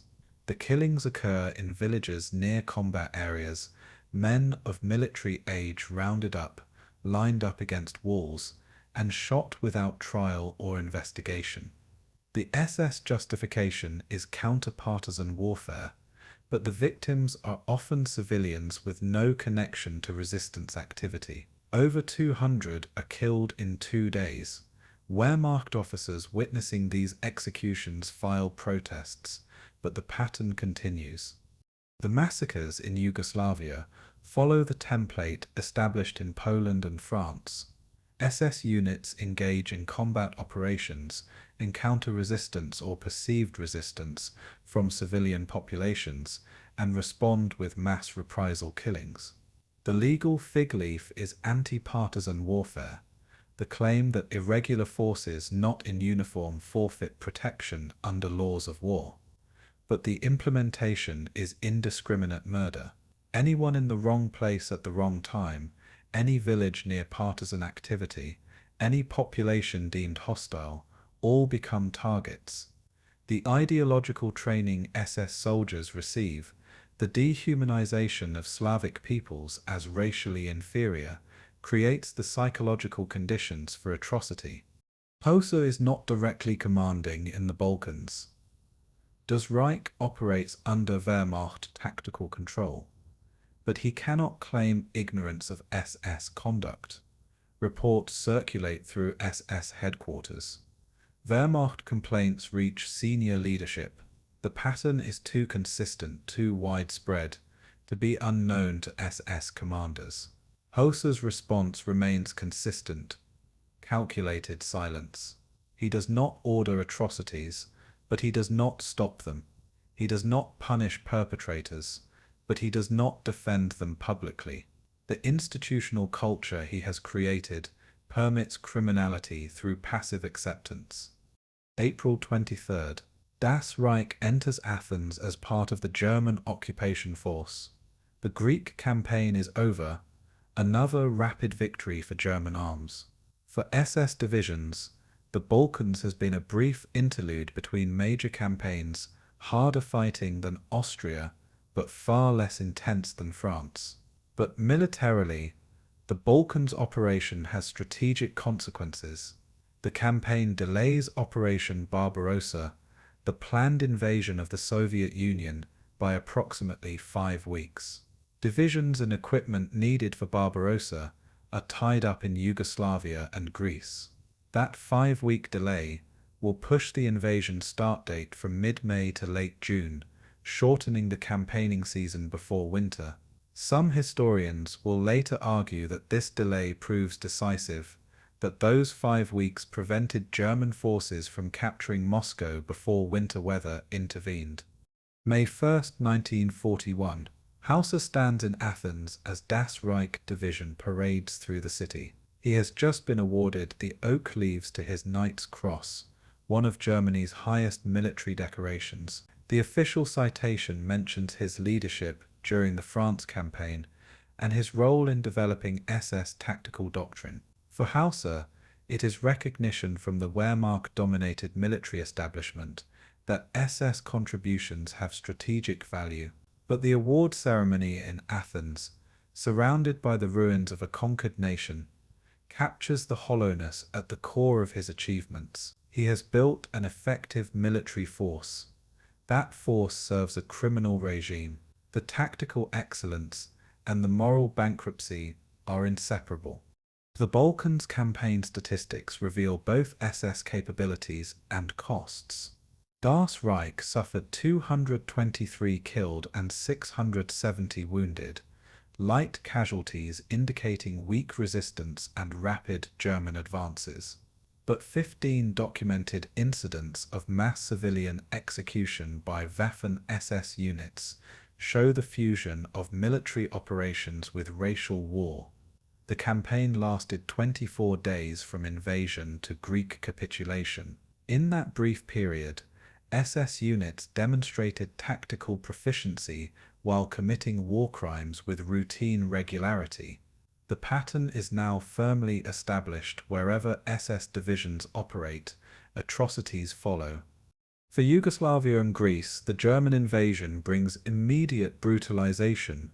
Within weeks of occupation, SS police units and Wehrmacht security forces begin implementing racial policies. Yugoslav Jews are arrested and deported. Greek resistance members are executed. Entire villages suspected of harboring partisans are destroyed. The Balkans will remain a theater of partisan warfare and savage reprisal for the remainder of the war. The brief campaign of April 1941 is merely the beginning of years of occupation terror. Das Reich leaves Greece in May, moving north toward assembly areas in Poland. The division's destination is an open secret. Everyone knows the massive German military buildup in eastern Poland and Romania points to imminent invasion of the Soviet Union. SS divisions will be at the forefront of that invasion. After the relatively easy victories in Poland, France, and the Balkans, SS confidence is high. But the Soviet Union will be different. A vast country, a massive army, a regime as brutal and totalitarian as Nazi Germany. The limited wars of 1939 to 1941 are about to give way to a conflict of annihilation in the East. Hausser, now 60 years old, watches his creation march toward the greatest test it will face. The divisions he has built, the officers he has trained, the tactical doctrine he has instilled, all will be tested against the Red Army in a campaign Hitler has explicitly defined as a war of racial extermination. The ideological indoctrination that accompanied military training, the dehumanization of Slavic peoples, the institutional culture that tolerates atrocities, all of it has been preparing SS soldiers for the Eastern Front. The Balkans was an interlude. The real war is about to begin. June 22nd, 1941, 3:15 in the morning. The Soviet border near Brest-Litovsk. Paul Hausser stands in darkness, listening to the largest artillery barrage in history. 3,000 German guns fire simultaneously across a 1,000-mile front. For 90 minutes, shells fall on Soviet positions with mechanical precision. Then, silence.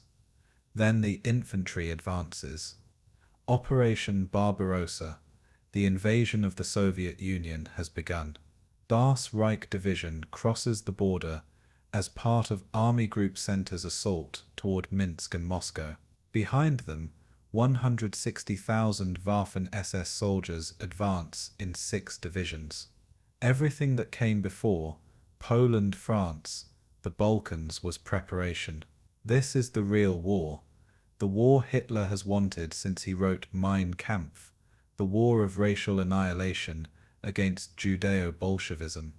The first days replicate earlier campaigns. Soviet defenders are surprised, overwhelmed, destroyed. German mechanized columns race forward, encircling entire Soviet armies. By July 1st, Das Reich has advanced 300 miles into Soviet territory. Hausser commands from forward positions, watching his division execute the rapid, aggressive tactics he has spent years refining. Soviet units fight with desperate courage but lack coordination. German operational superiority appears total. Wehrmacht and SS officers share the intoxicating confidence of victors. Moscow seems within reach. The Soviet Union appears on the verge of collapse. July 2nd. The Battle of Yelnya, Das Reich. Assaults a fortified Soviet position defending the approaches to Moscow. This is not the route march of the first 10 days. This is sustained combat against prepared defenses. Soviet artillery pounds German positions. Soviet infantry counterattacks repeatedly. Das Reich takes the city after 8 days of brutal urban fighting. The cost 1,600 casualties. In 10 days of combat, Das Reich has lost nearly 10% of its strength. The division achieves its objective, but the arithmetic of attrition begins to reveal itself. Soviet losses are far higher, 10,000 killed or captured at Yelnya. But the Soviets have vast reserves. Germany does not. August 8th, 1941. Near Minsk. Hausser observes an Einsatzgruppe execution site. The Einsatzgruppen are SS mobile killing squads following behind combat forces, murdering Jews, communist officials, and other designated enemies. Over 1,000 Jewish civilians have been murdered here, shot and buried in mass graves. Hausser watches from his vehicle for several minutes. Then he drives away. His official after-action report mentions security operations in rear areas. There is no mention of mass murder, no expression of concern, no orders to his division to maintain distance from Einsatzgruppe activities. Just clinical administrative language that erases genocide through bureaucratic prose. This moment captures Hausser's moral collapse. He is not personally pulling triggers. He does not order the murders, but he is present, observing, fully aware of what the SS organization is doing behind the combat front. The Einsatzgruppen operate with Waffen-SS logistical support. They coordinate with SS combat units for security. The operational and institutional separation Hausser maintains in his own mind does not exist in reality. The soldiers he commands wear the same SS runes as the men shooting civilians into pits. The training system he built, the ideological indoctrination he permitted, has produced both the combat soldiers and the murder squads. They are parts of the same machine. September 15th. The Battle of Kiev. Das Reich participates in the largest encirclement in military history. 665,000 Soviet soldiers are trapped as German forces close a massive pocket around Kiev. It is a staggering operational victory, destroying multiple Soviet armies in a single battle. Das Reich's contribution is significant, cutting escape routes, reducing the pocket, eliminating resistance. But the victory is tainted by what follows. As Soviet forces surrender, Wehrmacht and SS units begin sorting prisoners. Communist political officers are separated and shot under the Commissar order, Hitler's directive to execute Soviet political personnel. Thousands are murdered. Das Reich soldiers participate. October 14th. Das Reich reaches the outskirts of Moscow. Through rain and mud, German forces have advanced over 700 miles from the border. Hausser can see the spires of the Kremlin through binoculars, 15 miles separate Das Reich from the Soviet capital, but the division is exhausted. Of the 19,000 men who crossed the border in June, only 11,000 remain effective. Casualties, sickness, exhaustion have consumed 42% of the division's strength. Replacements trickle forward but cannot keep pace with losses. German logistics are stretched to breaking. Winter is approaching. October 16th. Hausser is wounded. Soviet artillery strikes his forward command post. Shrapnel from the blast destroys his right eye and damages his face. He is unconscious when medical personnel evacuate him to a field hospital. For 3 days, doctors work to stabilize him. The eye cannot be saved. Facial reconstruction requires multiple surgeries, but Hausser will survive. Many of his soldiers will not. As he is evacuated westward toward hospitals in Germany, Das Reich continues fighting in deteriorating conditions. The division will be encircled at Roerjev in January 1942, holding the pocket under siege for 6 weeks before relief arrives. The loss of his eye is both physical trauma and symbolic transformation. Hausser entered the Soviet Union as a division commander, leading from the front. He leaves as a wounded veteran, permanently disfigured, his combat career seemingly over at age 61. The Eastern Front has broken him physically, as it is breaking the Wehrmacht and Waffen-SS organizationally. The easy victories of Poland and France are distant memories. The Soviet Union is a meat grinder, consuming German divisions faster than they can be replaced. The arithmetic of attrition, barely visible in earlier campaigns, is now undeniable. December 5, 1941. Soviet forces launch massive counteroffensives around Moscow. German units, exhausted and under-equipped for winter warfare, are pushed back. The dream of capturing Moscow by winter dissolves. Operation Barbarossa has failed to achieve its strategic objective. The war in the East will not end in 1941. It will continue through winter, through 1942, beyond. The quick victory Hitler promised, the swift campaign Wehrmacht planners expected, will not occur. Germany is locked in a war of attrition it cannot win. For the Waffen-SS, Barbarossa brings both validation and catastrophe. SS divisions fight with exceptional aggression, earning Wehrmacht respect through combat performance. But casualties are devastating. The 160,000 Waffen-SS soldiers who entered the Soviet Union in June are reduced to 90,000 effectives by December. Entire SS divisions are combat ineffective, requiring months of rest and refitting. The tactical excellence Hausser cultivated proves insufficient against Soviet numerical superiority and the vast distances of the Eastern Front. But the military failure of Barbarossa pales compared to the moral catastrophe. Behind the combat front, the Einsatzgruppen have murdered over 500,000 Jews by December 1941. Waffen-SS units provide security for these massacres, cordon off killing sites, transport victims, and in some cases participate directly in shootings. The institutional separation between combat SS and murder SS collapses entirely. Documents recovered after the war will show Waffen-SS cooperation with Einsatzgruppen in at least 12 instances during Barbarossa.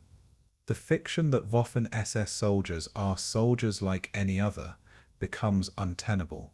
Hausser, lying in a Berlin hospital with shattered face and missing eye, is physically removed from these crimes. But he commanded the division that participated in them. He created the training culture that made them possible. He selected the officers who ordered cooperation with Einsatzgruppen. His administrative reports sanitized genocide as security operations. The Prussian officer who once valued military honor above all has become the architect of an organization deeply complicit in history's greatest crime. The wound that takes his eye is painful, but it is nothing compared to the moral blindness he has cultivated for 7 years. January 1942. Das Reich, now under new command, holds positions at Orgev in temperatures dropping to -40 degrees Celsius. Soviet forces attack repeatedly, attempting to destroy the isolated German garrison. SS soldiers fight with desperate determination, suffering frostbite, starvation, and constant combat stress. The division's survivors will later speak of Orgev as worse than any battle they experienced. Cold so intense, it killed immobilized wounded. Soviet attacks so relentless that sleep became impossible. Casualties so heavy that units could not evacuate their dead. This is the Eastern Front in winter. The reality behind propaganda about German military superiority. Hausser, recovering in Germany, follows the battle through reports. His division is dying at Rajev, ground down by attrition that makes earlier casualty rates seem modest by comparison. The training methods he developed, the tactical doctrine he refined, the aggressive culture he cultivated, none of it can overcome the fundamental strategic reality. Germany is fighting a war on a scale that exceeds its resources. The Waffen-SS can win tactical victories, but cannot change strategic mathematics.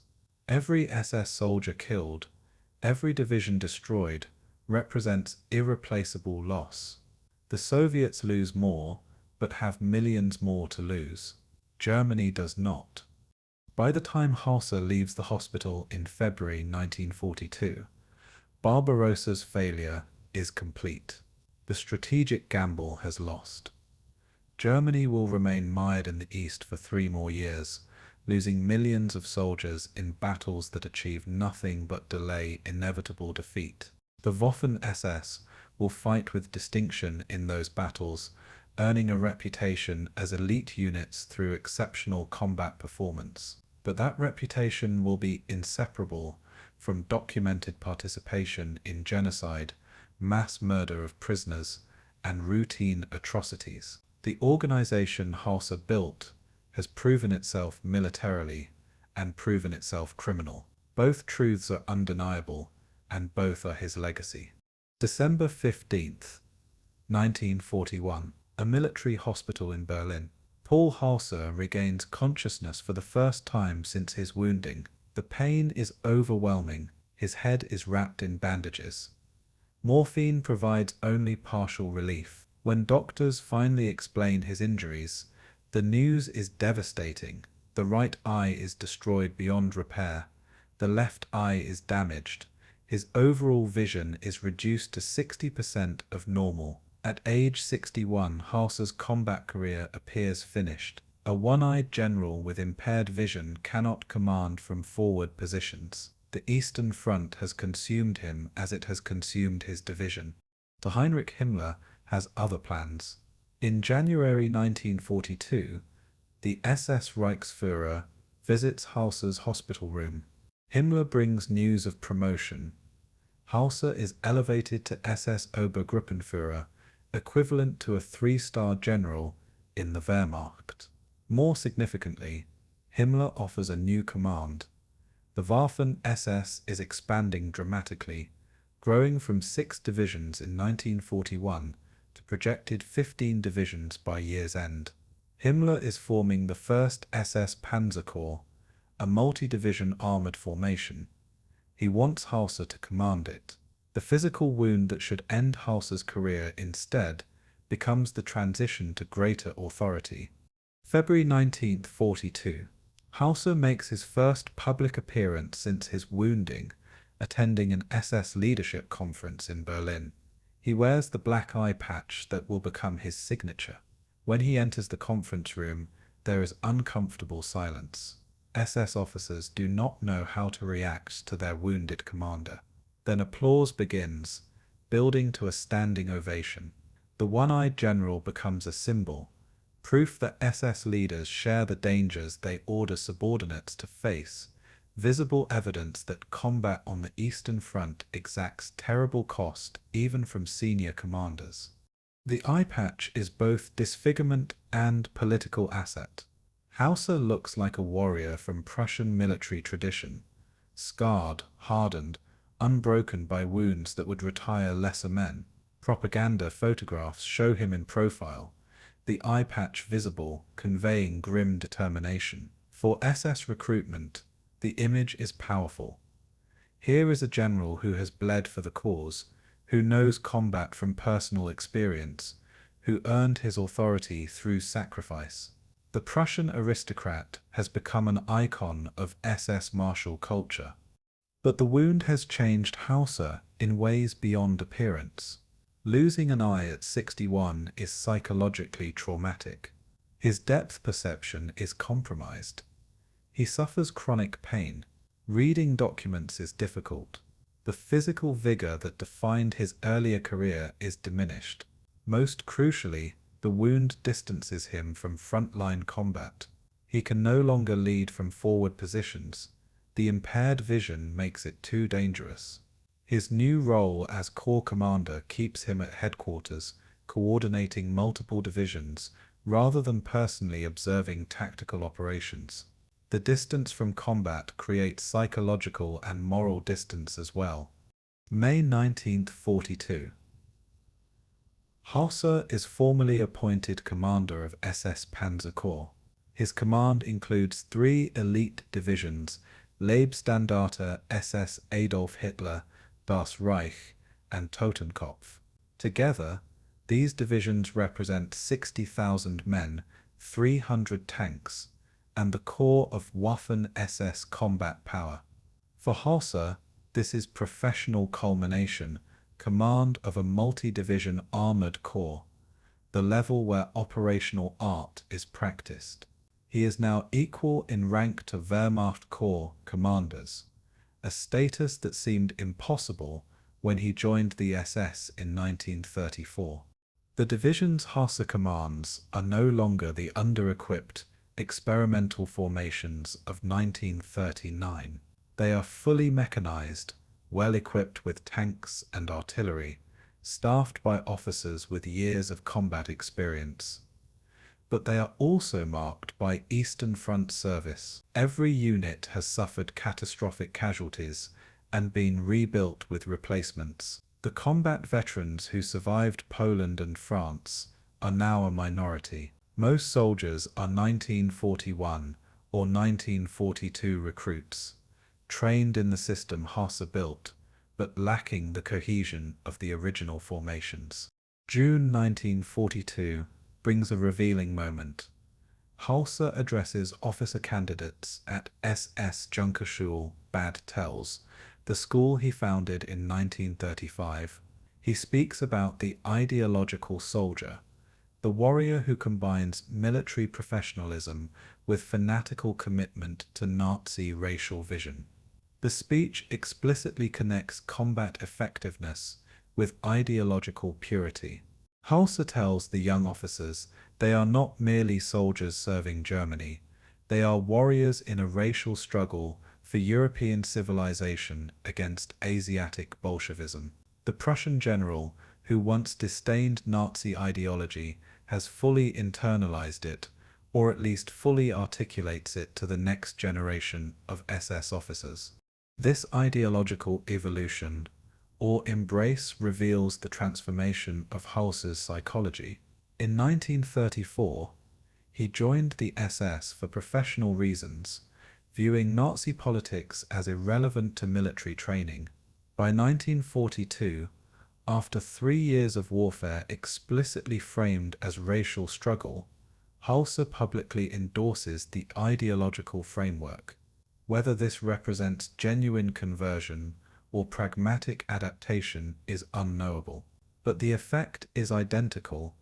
Hausser lends his Prussian military credibility to Nazi racial warfare, making genocide respectable through association with professional soldiering.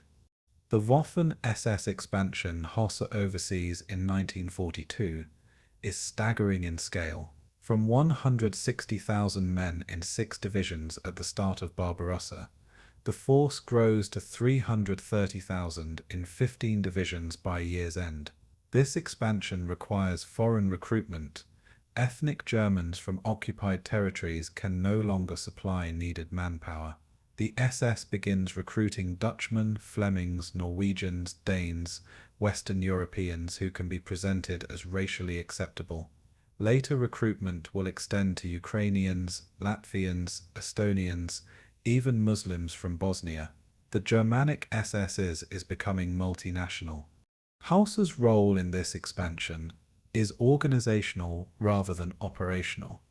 He provides input on force structure, training standards, officer selection, but he is no longer building from scratch as he did in 1935. The systems he created, the officer schools, the training doctrine, the tactical methods, are now self-sustaining institutions. Hausser's greatest achievement is creating an organizational machine that can function without his direct supervision. The SS military structure can now expand exponentially, absorbing foreign volunteers and producing combat divisions with reliable effectiveness. But expansion comes at cost to quality. The 16-week training program Hausser, established in 1936, shortens to 12 weeks, then 8 weeks as demand for replacements accelerates. The careful selection he insisted on becomes less rigorous as casualty rates demand more bodies. The elite culture of the early SSVT dilutes as the Waffen-SS becomes a mass military force. Hausser recognizes this deterioration, but accepts it as necessary. Total war requires quantity as well as quality. The perfect is enemy of the sufficient. September 1942.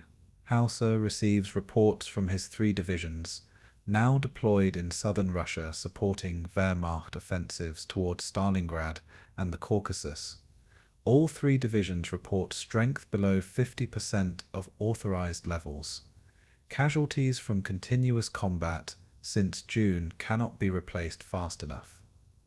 Equipment losses, tanks, artillery, vehicles similarly outpace replacement deliveries. The SS Panzer Corps is an elite formation on paper, but operationally degraded in reality.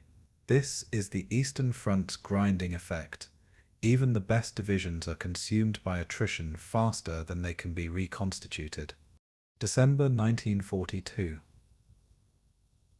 Hausser's SS Panzer Corps is rushed to Kharkov in eastern Ukraine as Soviet winter offensives threaten to break German lines. This will be Hausser's next test as Corps commander, defensive operations in deteriorating strategic circumstances. The easy victories of Poland and France are gone. Now the Waffen-SS must prove it can stop Soviet attacks, hold critical terrain, and stabilize collapsing fronts. The one-eyed general, commanding from headquarters rather than forward positions, must demonstrate that SS tactical excellence translates to operational and strategic success. The Battle of Kharkov will provide that test. The transformation from wounded division commander to corps commander has taken Hausser further from combat but closer to strategic decision-making. He now coordinates multiple divisions, interfaces with Wehrmacht army commanders, influences operational planning, but the distance from front-line fighting creates moral distance as well. The atrocities he witnessed in 1941 near Minsk are not present at Corps headquarters. The reports of massacres are administrative abstractions, statistics in filing cabinets.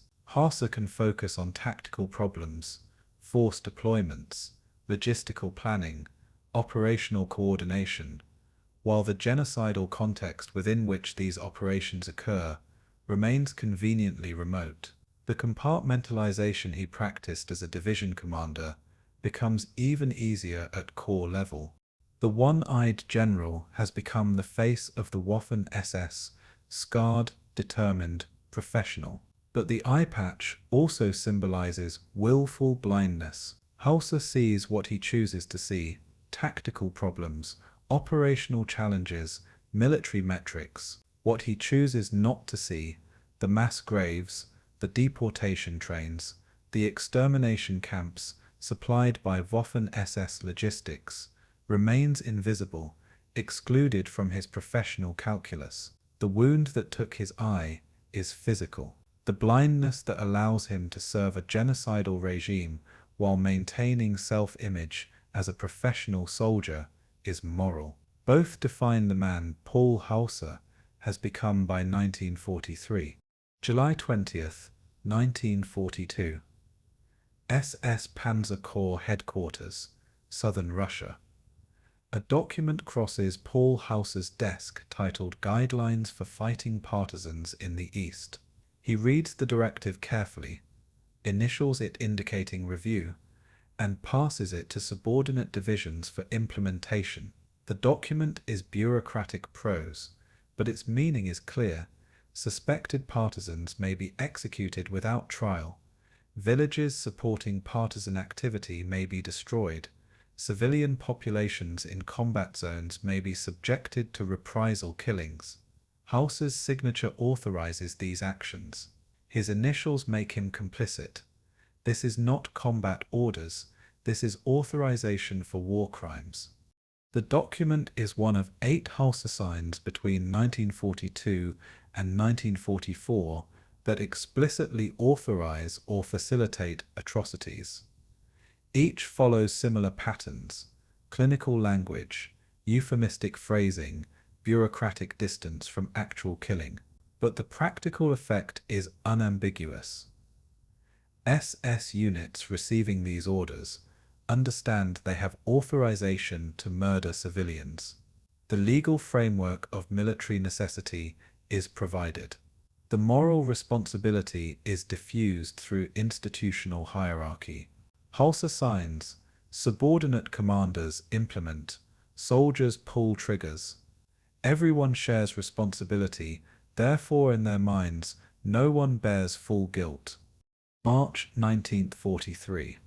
An intelligence report reaches Hausser's headquarters, mentioning special actions conducted by SS police units in areas behind SS Panzer Corps operational zones.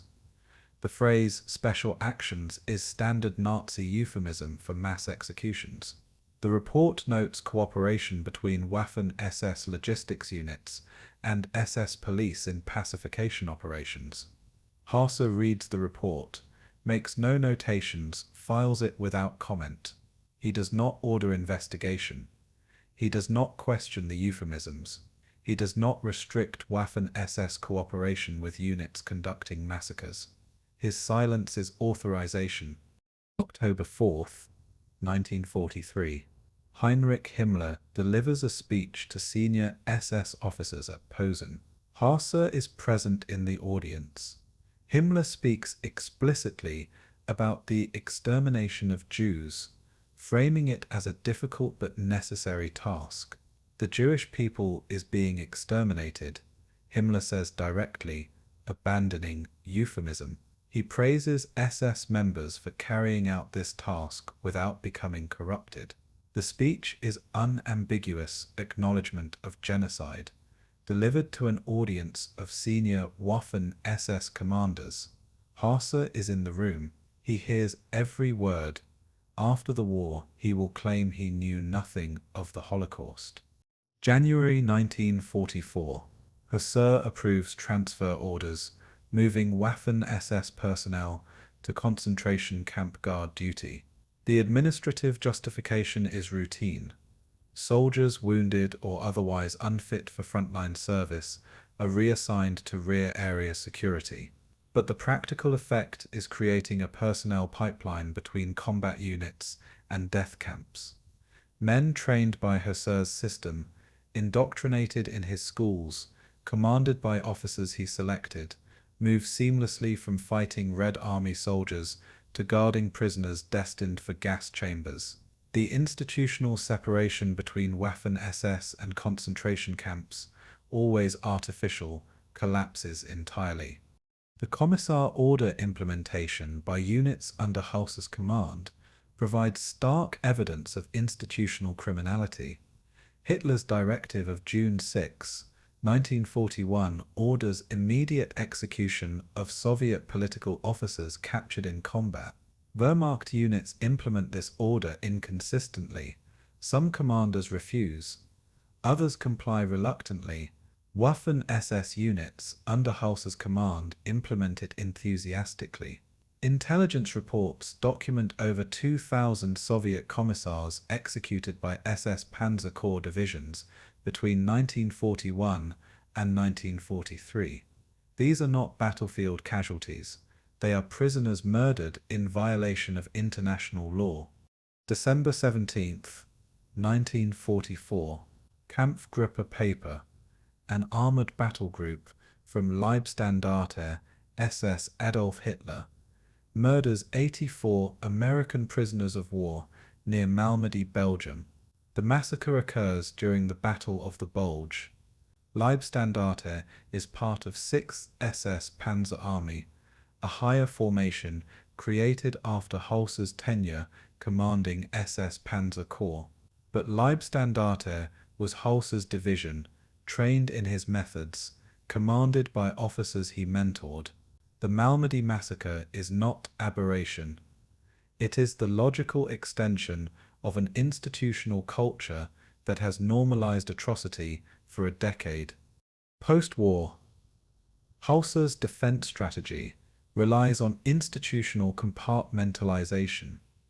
He claims Waffen-SS combat units were separate from SS police and concentration camp systems. He insists combat soldiers knew nothing of Holocaust. He presents himself as professional military officer focused solely on tactical operations. But recovered documents contradict every element of this defense. The signed orders, the intelligence reports, the personnel transfers, the Posen speech attendance, all prove Hausser had knowledge of SS criminality and approved actions enabling it. Modern historical scholarship is unanimous. Senior Waffen-SS commanders, including Hausser, had knowledge of genocide and enabled it through operational cooperation, logistical support, and personnel transfers. The fiction of the clean Wehrmacht collapsed under documentary evidence in the 1980s and 1990s. The fiction of the honorable Waffen-SS collapsed even earlier. Hausser's attempt to separate tactical excellence from moral culpability failed because the documentary record proves they were inseparable. The accountability gap Hausser exploits is psychological and institutional. Psychologically, he maintains cognitive compartments, tactical operations here, ideological operations there, never allowing them to merge in his consciousness. Institutionally, he uses hierarchical distance. He signs orders but does not personally implement them, approves policies but does not personally execute them. This diffusion of responsibility allows him to participate in genocide while maintaining self-image as professional soldier. It is a form of moral cowardice dressed in bureaucratic legitimacy. British investigators interrogate Hausser in 1946. They present him with documents bearing his signature authorizing reprisal killings. They show him intelligence reports about Einsatzgruppen massacres crossing his desk. They question him about the Posen speech. Hausser's responses are consistent. He does not remember signing certain documents. He did not read reports carefully. He does not recall specific statements from speeches. The defense is willful amnesia, a claim that senior commanders bear no responsibility for crimes committed by organizations they commanded because they chose not to pay attention. The contrast between Hausser's meticulous attention to tactical detail and his claimed ignorance of atrocities is revealing. He can recall specific training methods from 1936, can diagram tactical movements from battles years past, can recite casualty statistics from memory, but he cannot remember signing orders authorizing war crimes, cannot recall intelligence reports about massacres, cannot remember sitting in audience as Himmler described genocide. The selective memory is too convenient to be credible. The legal case against Hausser is complicated by several factors. He did not personally command the most notorious SS units during their worst atrocities. He left Das Reich before Oradour-sur-Glane, was not commanding Leibstandarte during Normandy. The orders he signed can be interpreted as standard anti-partisan directives rather than explicit authorization for massacre. His seniority means he has institutional responsibility but not always direct command authority over specific atrocities. These ambiguities, combined with political considerations in early Cold War period, result in Hausser avoiding prosecution at Nuremberg. But historical judgment is less ambiguous than legal verdict. Hausser built the military machine that implemented genocide. He trained the officers who commanded murder units. He signed orders enabling atrocities. He witnessed massacres and took no action. He maintained willful ignorance of crimes he had institutional responsibility to prevent. The Prussian general who valued honor and professional standards bent those values to serve a regime dedicated to racial extermination. His technical competence made him invaluable to Hitler and Himmler. That same competence made him indispensable to genocide.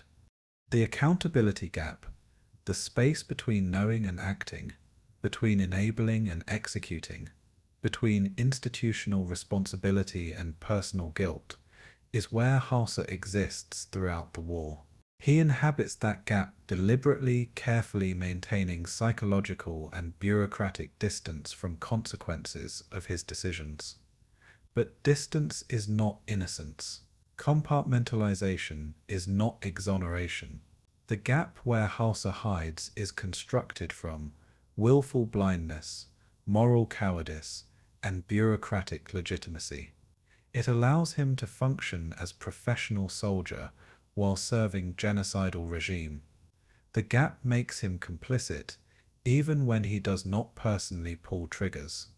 By 1944, as Germany faces inevitable defeat, the crimes Hausser enabled and ignored are occurring at industrial scale. The gas chambers operate continuously. The death squads murder in occupied territories.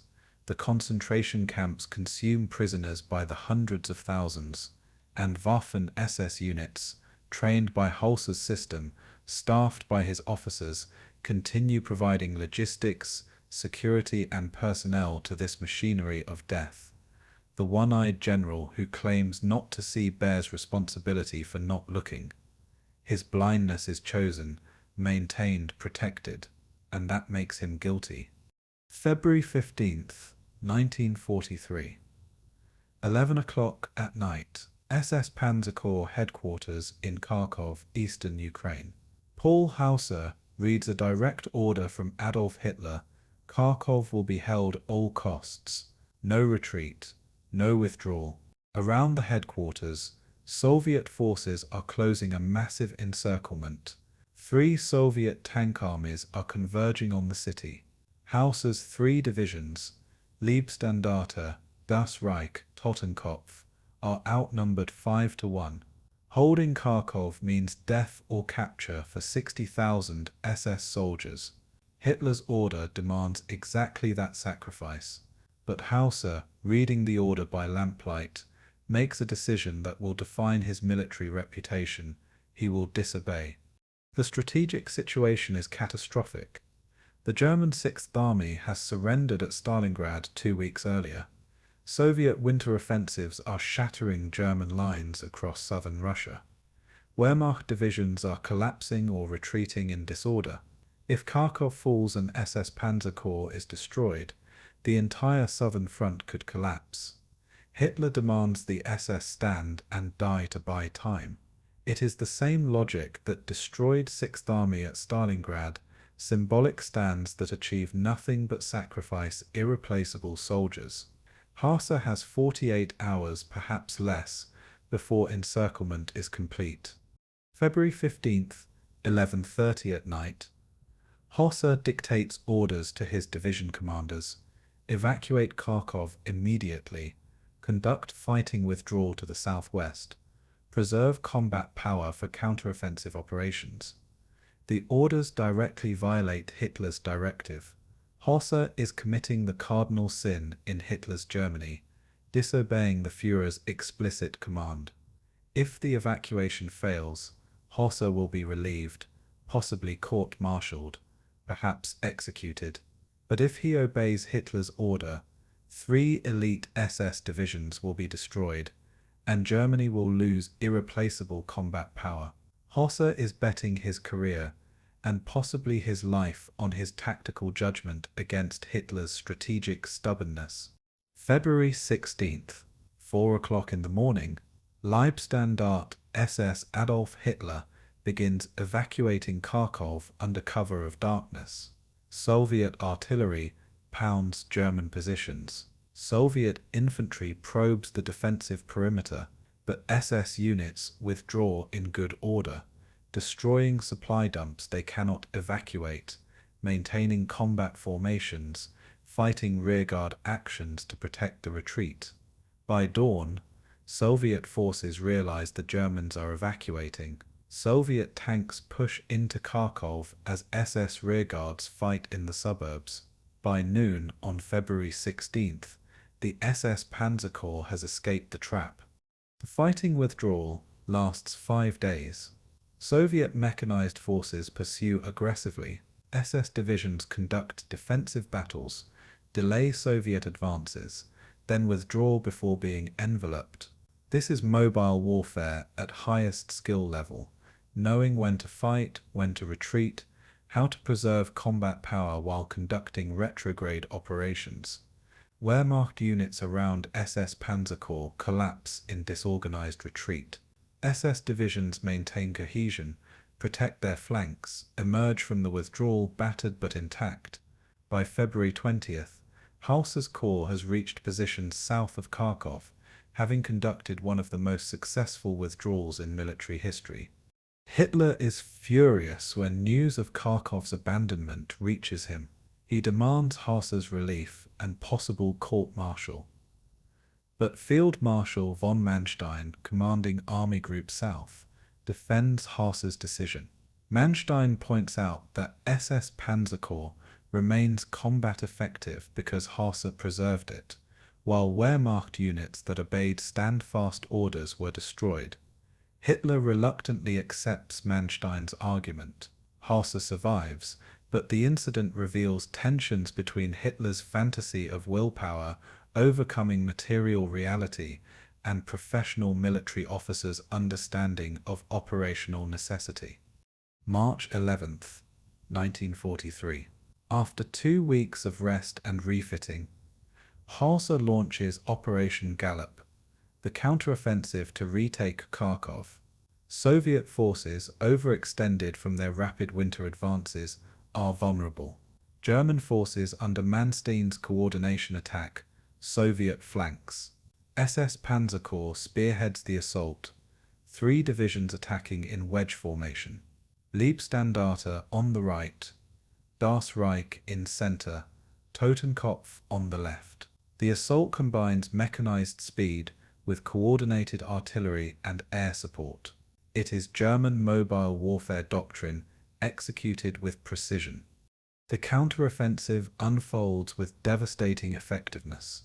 Soviet tank armies, expecting to continue their advance, are caught off balance by German attacks. SS Panzer divisions break through Soviet positions, then wheel north toward Kharkov. Wehrmacht panzer divisions attack on parallel axes. Within 72 hours, Soviet forces around Kharkov are threatened with encirclement. The strategic tables have turned. The Soviets who were pursuing days earlier are now retreating to avoid being trapped. March 14th. SS Panzer Corps enters Kharkov from the south and west. The battle becomes urban combat. Tanks in streets, infantry fighting house to house, artillery firing at point-blank range. Soviet defenders, caught in the city, fight desperately. For 3 days, combat rages through Kharkov's ruins. SS assault teams clear buildings methodically. Soviet counterattacks are repelled. Gradually, inexorably, SS divisions grind through Soviet resistance. By March 17th, Kharkov is recaptured. The city changes hands for the fourth time in 2 years, each time leaving more ruins. The statistics tell the operational story. Soviet forces engaged 3 tank armies, numbering 346,000 men, with 1,200 tanks. German forces, including SS Panzer Corps, numbered approximately 200,000 men, with 450 tanks, outnumbered but better coordinated and tactically superior. German casualties, 11,500, with SS Panzer Corps absorbing the heaviest losses. Soviet casualties, 45,000 killed, 600 tanks destroyed, thousands captured. The operational result: German front stabilized for 4 months, Soviet winter offensive halted, strategic initiative temporarily recovered. Kharkov is Hausser's masterpiece. The tactical achievement that validates everything he built since 1934. The aggressive training, the emphasis on initiative, the cultivation of offensive mindset, all prove decisive. SS divisions execute complex maneuvers under pressure, coordinate with Wehrmacht units despite institutional rivalry, and achieve operational success against superior numbers. Wehrmacht officers who spent years mocking the SS are forced to acknowledge excellence. Kharkov proves that Waffen-SS divisions are now Germany's elite mobile reserve, the formations sent to crisis points because they can achieve what Wehrmacht units cannot. But Kharkov's success contains seeds of future catastrophe. The victory convinces Hitler that offensive operations can still succeed, that willpower and tactical excellence can overcome material disadvantage. This delusion will lead directly to Operation Citadel at Kursk in July 1943, the massive offensive that will break the German panzer force. Kharkov's success makes Kursk possible, and Kursk will prove disastrous. For Hausser personally, Kharkov represents career apex. His disobedience of Hitler's order proves justified by success. His tactical planning produces operational victory. His divisions demonstrate the elite status he has spent 9 years cultivating.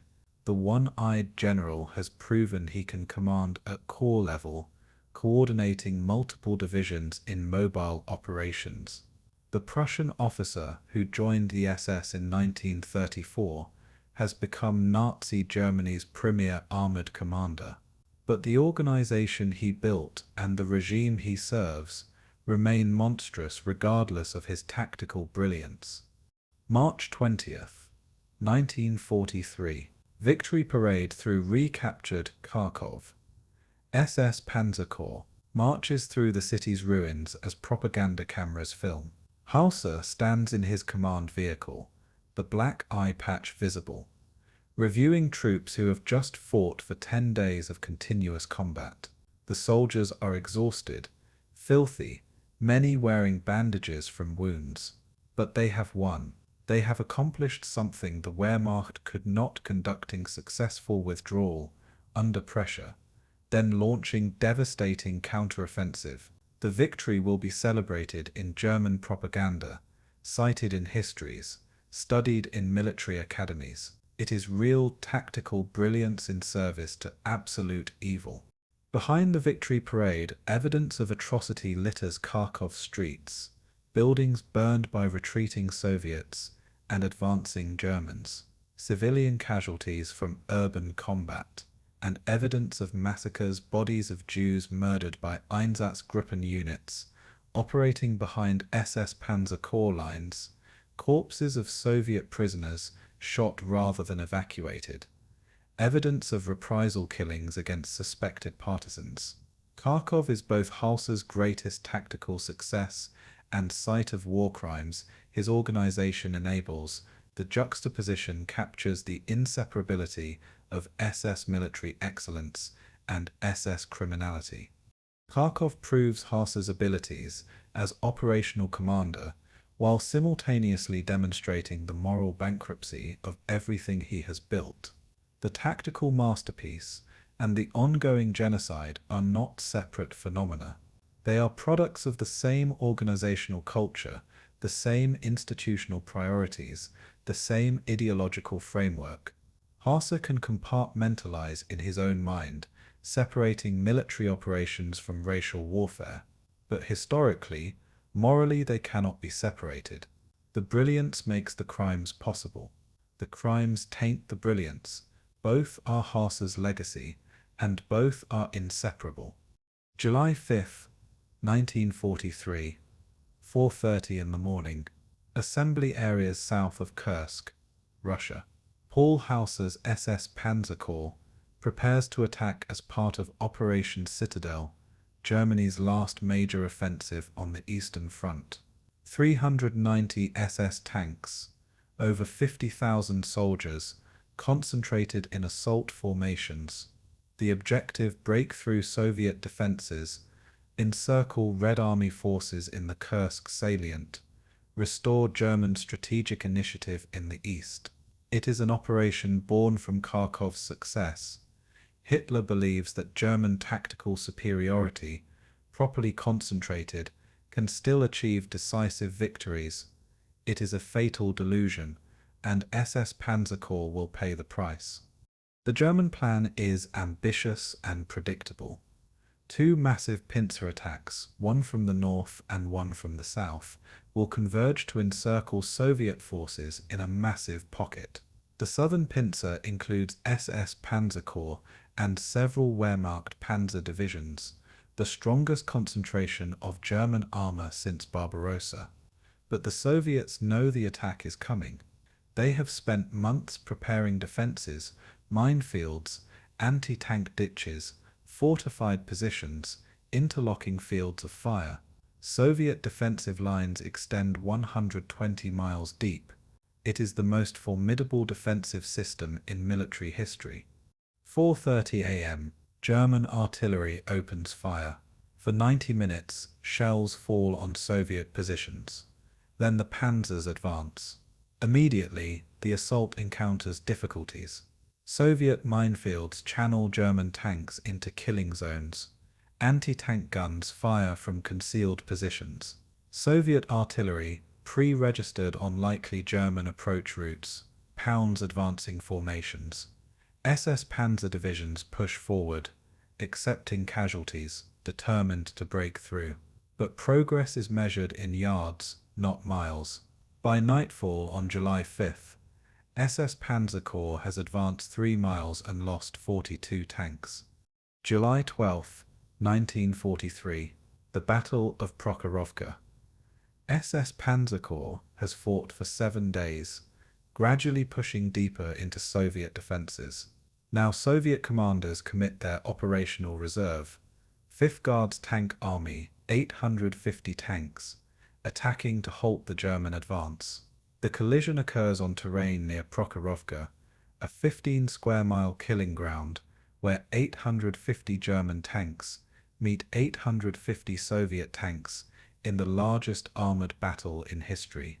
For 6 hours, over 1,700 tanks fight at ranges often less than 100 meters. Visibility is reduced to zero by dust and smoke. Tanks collide with each other. Crews bail out of burning vehicles.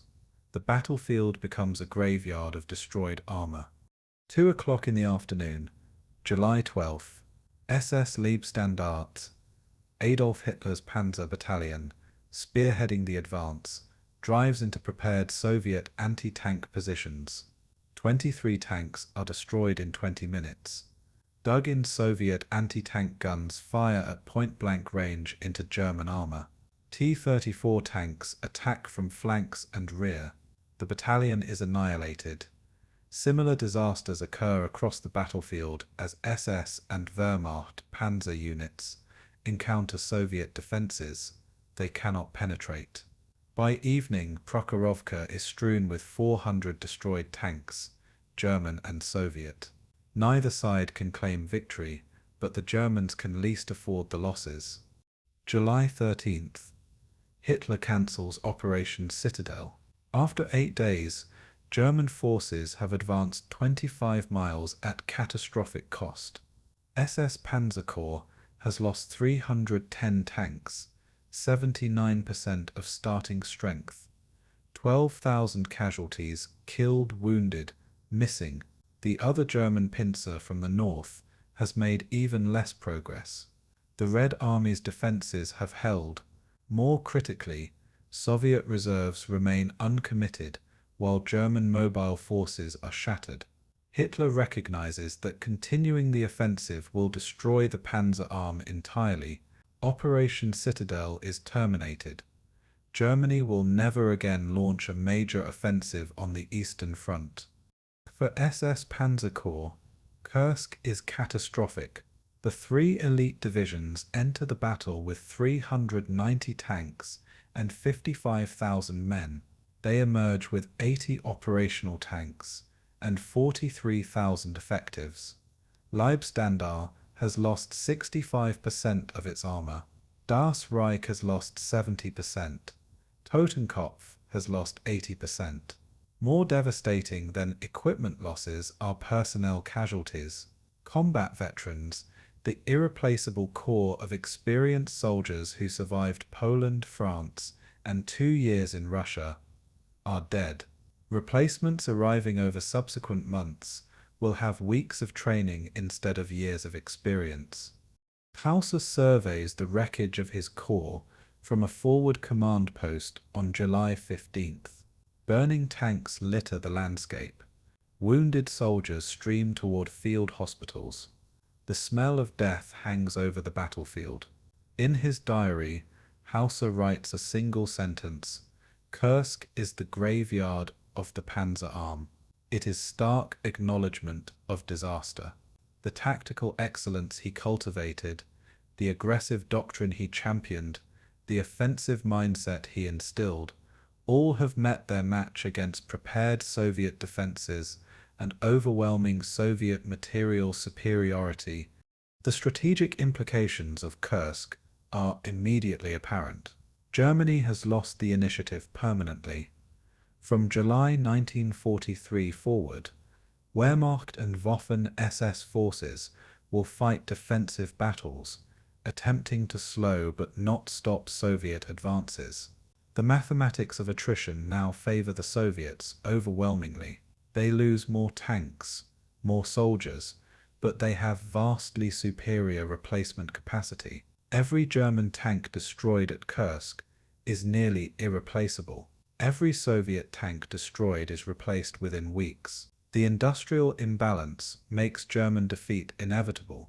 Kursk also reveals the limits of tactical excellence. SS Panzer Corps executed complex operations under fire with exceptional skill.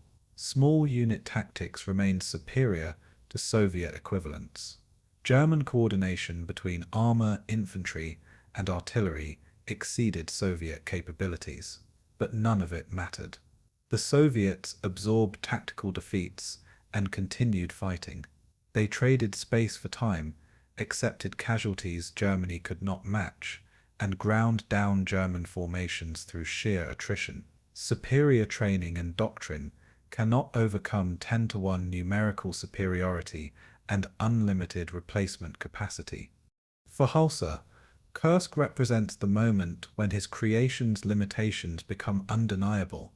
He has built exceptional divisions, trained outstanding officers, developed effective doctrine, but he commands military forces within a strategic framework that is fundamentally unsound.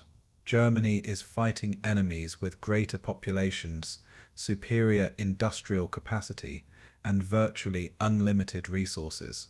No amount of tactical brilliance can overcome those strategic realities. The Waffen-SS can win every tactical engagement and still lose the war, and that is exactly what will happen. Post-battle analysis by Wehrmacht and SS staff identifies multiple failures at Kursk. The operation was delayed for weeks while Hitler waited for new Panther and Tiger tanks, giving Soviets time to prepare defenses. Intelligence underestimated Soviet defensive preparations. German forces were insufficient for the operational objectives. Air superiority, decisive in earlier campaigns, was contested by Soviet fighters. The list of failures is long, but the fundamental problem is simpler. By July 1943, Germany lacks the military capacity to defeat the Soviet Union. Kursk does not cause this strategic reality, it merely reveals it. The human cost of Kursk extends beyond casualty statistics. Veterans who survive describe psychological trauma that exceeds earlier battles. The intensity of Prokhorovka's armored combat, fighting for hours at point-blank range in burning chaos, breaks men mentally. The realization that Germany is losing, that all the sacrifices are futile, erodes morale. Soldiers who believed in ultimate victory begin to doubt. Officers who accepted casualties as investments toward winning now see them as waste. The psychological breaking point arrives alongside the operational one. August 1943. This Panzer Corps is withdrawn from frontline service for refitting. The divisions require months to absorb replacements, receive new equipment, and train soldiers who are increasingly young and inexperienced.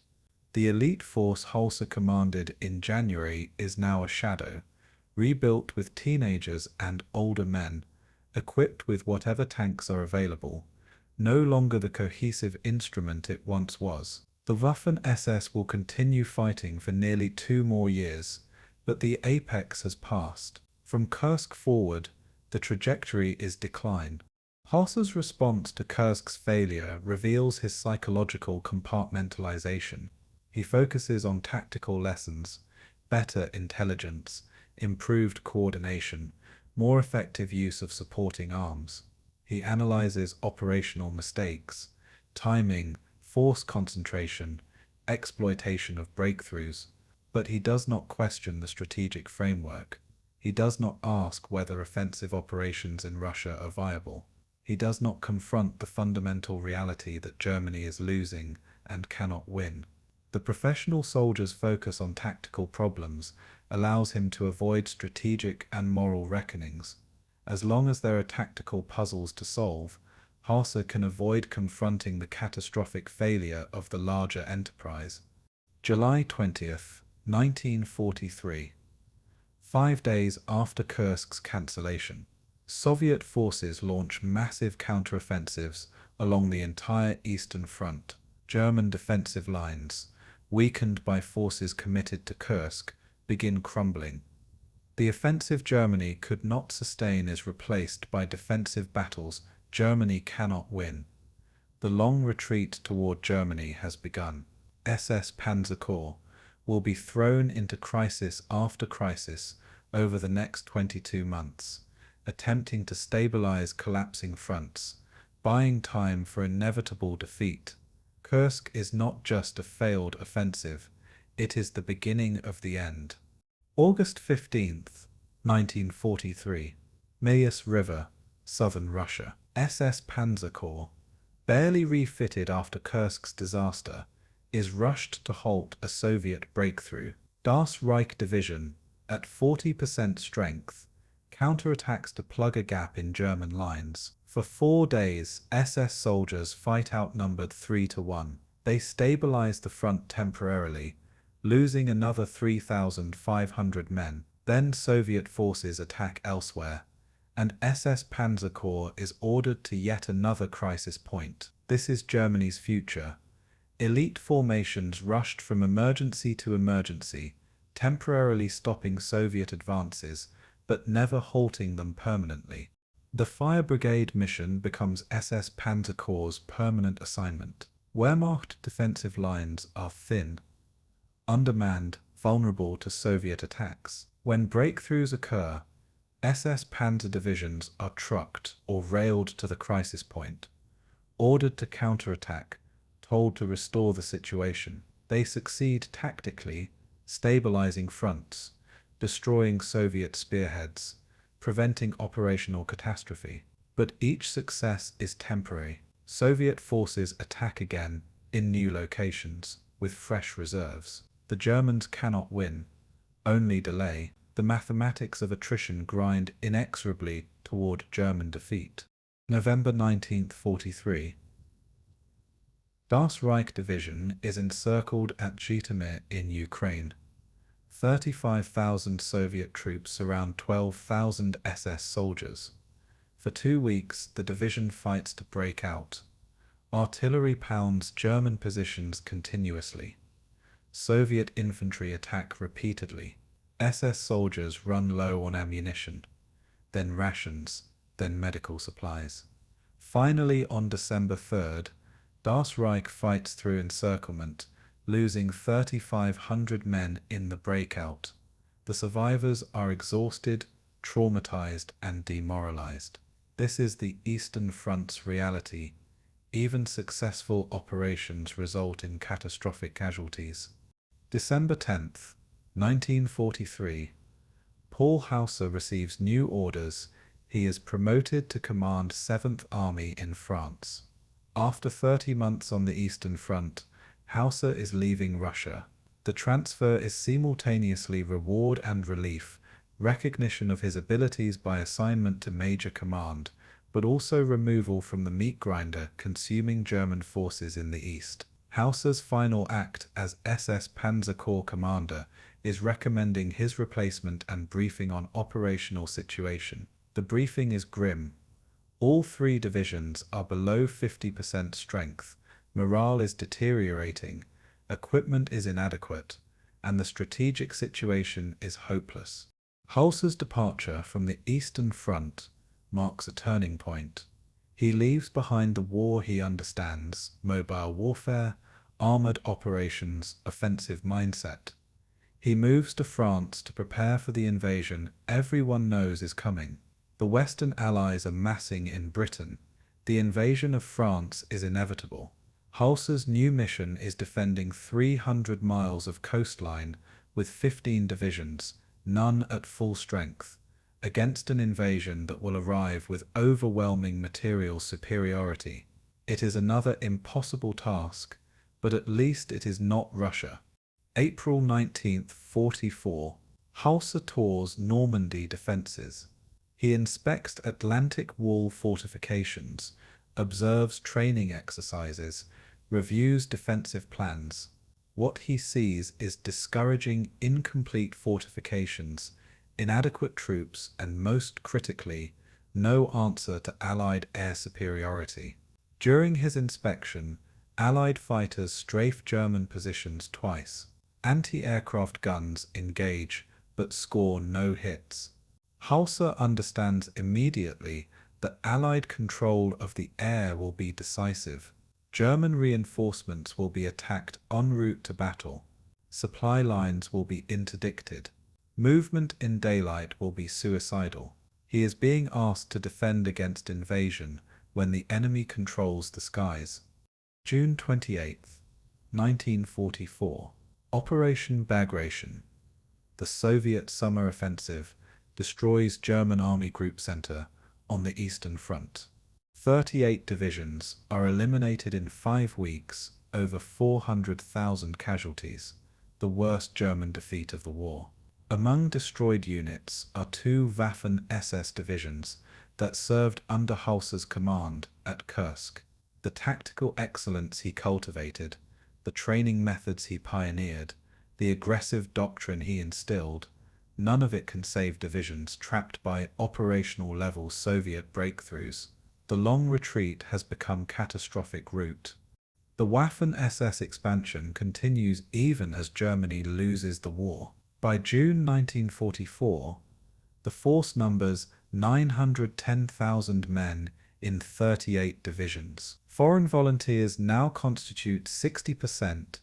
Dutchmen, Norwegians, Ukrainians, Latvians, Estonians, French, Belgians, even Indians and Muslims. The Germanic SS has become a multinational mercenary force, bound not by race, but by anti-communism or opportunism or coercion. Quality has collapsed. Divisions bear prestigious names, but are filled with teenagers and foreign conscripts. Training duration has shortened to 8 weeks. The elite force Hausser built has been diluted into mass army.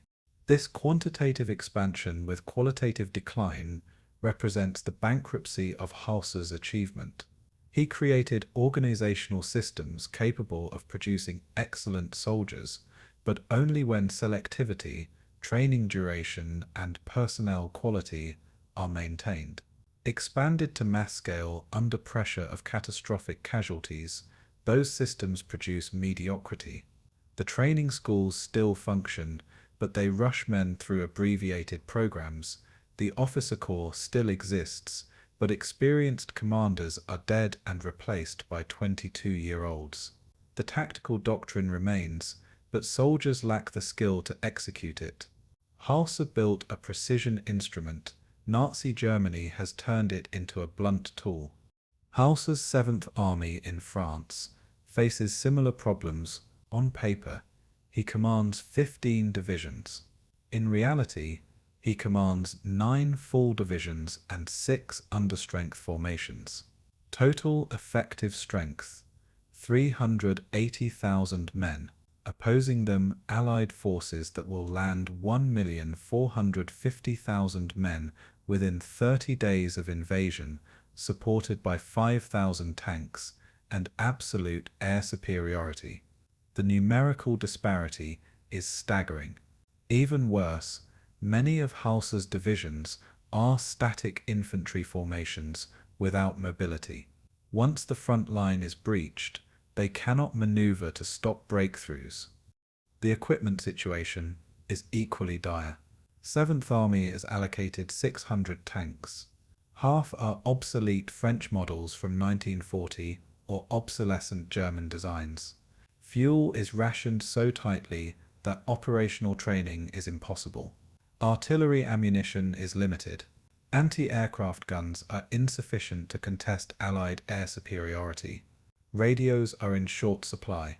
Hausser's after-action reports document requests for equipment that are denied or delayed. The Wehrmacht's logistical system, never robust, is collapsing under strategic bombing and lack of resources. July 1944. Hausser watches from French headquarters as Allied armies break out from Normandy beachheads. His mobile reserves, rushed toward the battle, are hammered by Allied fighter bombers before reaching the front. Panzer divisions lose 50% of their tanks to air attacks during approach marches.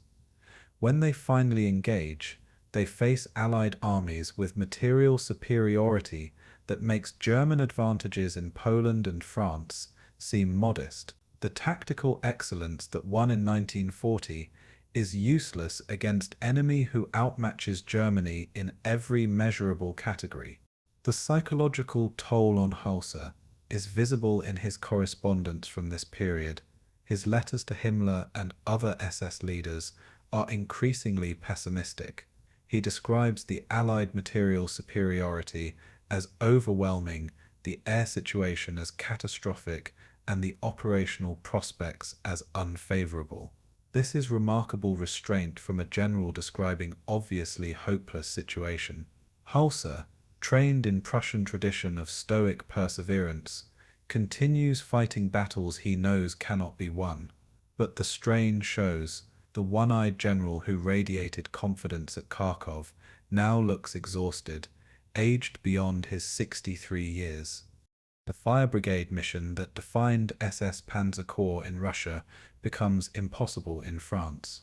There are too many crises, too few reserves, and Allied mobility exceeds German ability to respond.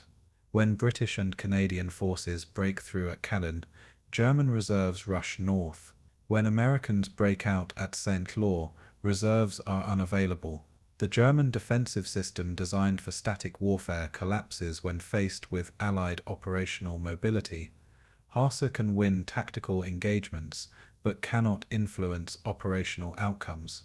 The Western Front is being lost before his eyes, one crisis at a time. August 1944. Soviet offensives continue in the east. Allied armies advance in France. Germany is being crushed between two fronts, each with overwhelming material superiority. The Waffen-SS divisions Hausser spent a decade building are being consumed faster than they can be replaced. Every week brings news of destroyed divisions, dead officers, catastrophic defeats. The organizational achievement that was Hausser's life's work is being systematically annihilated. But the killing continues, the orders keep coming, the soldiers keep dying. There is no path to victory, only determination to prolong defeat. September 1944. Hausser reviews casualty reports from his divisions in France and his former command in Russia. The numbers are staggering. Over 200,000 Waffen-SS casualties since D-Day. Another 300,000 lost in the east since January. 500,000 men killed, wounded, or missing in 8 months. At this rate, the entire Waffen-SS will be destroyed before Christmas. But the reports keep requesting replacements, proposing counterattacks, planning operations. The institutional machinery continues functioning even as the institution is dying. Hausser reads the reports, signs the orders, and knows it is all futile. But he is a soldier, and soldiers follow orders until the end. June 6, 1944. 3 o'clock in the morning. 7th Army Headquarters, Le Mans, France. Paul Hausser is awakened by urgent telephone call. Allied forces are landing on the Normandy coast. Naval gunfire is pounding German positions. Paratroopers have dropped behind coastal defenses. The invasion has begun. Hausser's first orders are immediate: alert all divisions, prepare mobile reserves for movement, request authorization from higher command to commit panzer divisions. But authorization is delayed. Hitler is asleep and cannot be disturbed. Hours pass while German armor sits idle, and Allied forces consolidate beachheads. By dawn on June 6th, the scale of the invasion is apparent. 5 beaches under assault, thousands of ships offshore, Allied aircraft dominating the skies. German coastal divisions are fighting desperately but are outnumbered and outgunned.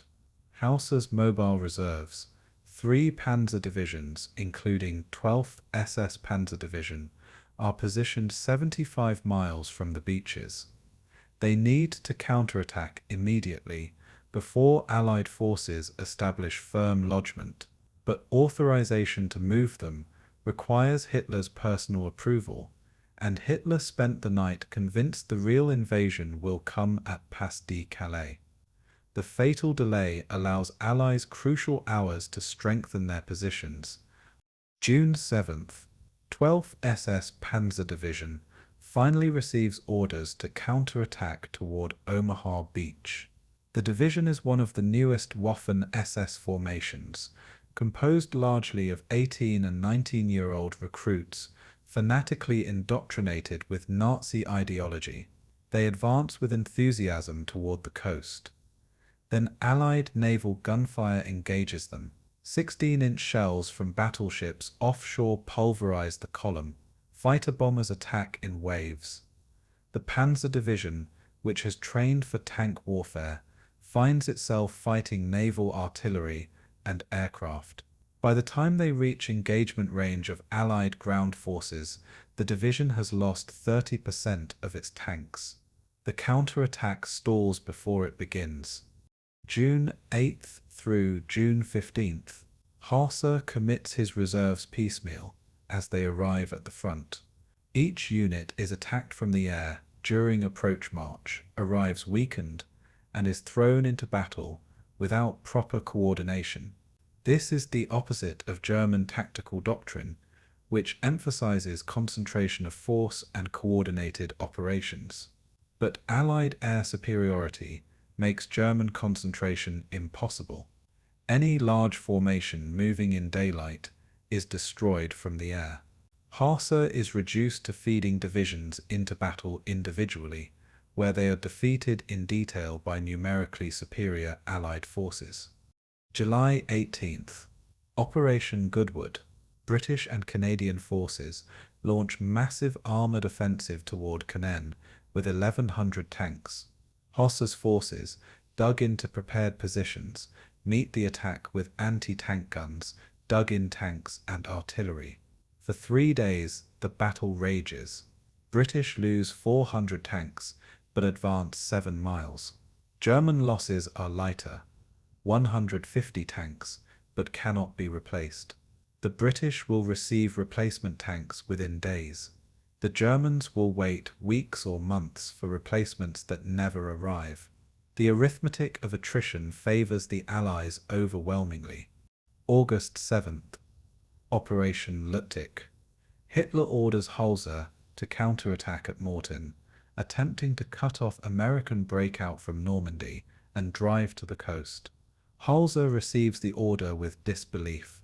The plan requires concentrating 4 panzer divisions for assault toward Avranches, 40 miles of movement through territory dominated by Allied aircraft. Hausser argues the operation is suicidal. He is overruled. Hitler insists the counterattack will succeed through willpower and surprise. Hausser obeys, knowing the attack will fail and cost thousands of lives. August 8th. The Mortain counterattack collapses catastrophically. Allied intelligence has intercepted German communications and knows the attack is coming. Allied aircraft wait until German armor is committed, then strike with overwhelming force. Rocket-firing Typhoons destroy German tanks in open ground. American artillery, pre-registered on approach routes, fires devastating barrages. By evening, the counterattack has failed completely, and worse, German forces are now overextended and vulnerable to encirclement. Hausser's 7th Army, which should have been retreating to defensible positions along the Semi River, is now trapped west of Falaise. August 20th, 1944. 2 o'clock in the afternoon, near Falaise. Hausser's command vehicle is attacked by Allied fighter bomber. Rockets strike the vehicle directly.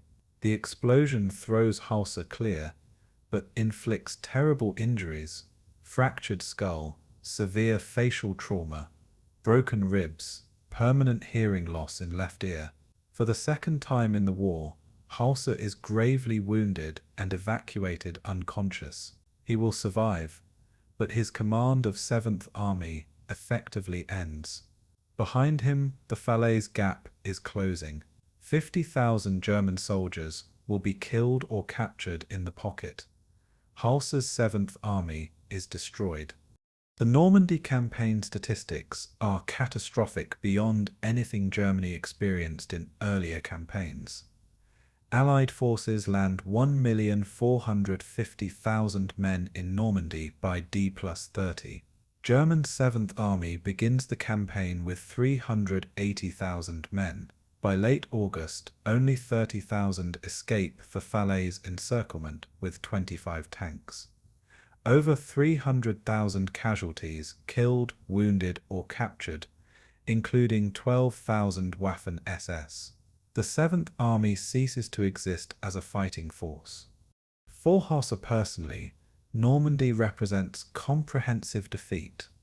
Every tactical capability he cultivated, mobility, aggression, coordination, initiative, proves useless against Allied material superiority.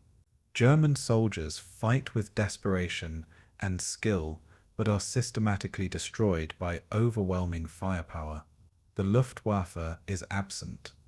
Naval support is non-existent.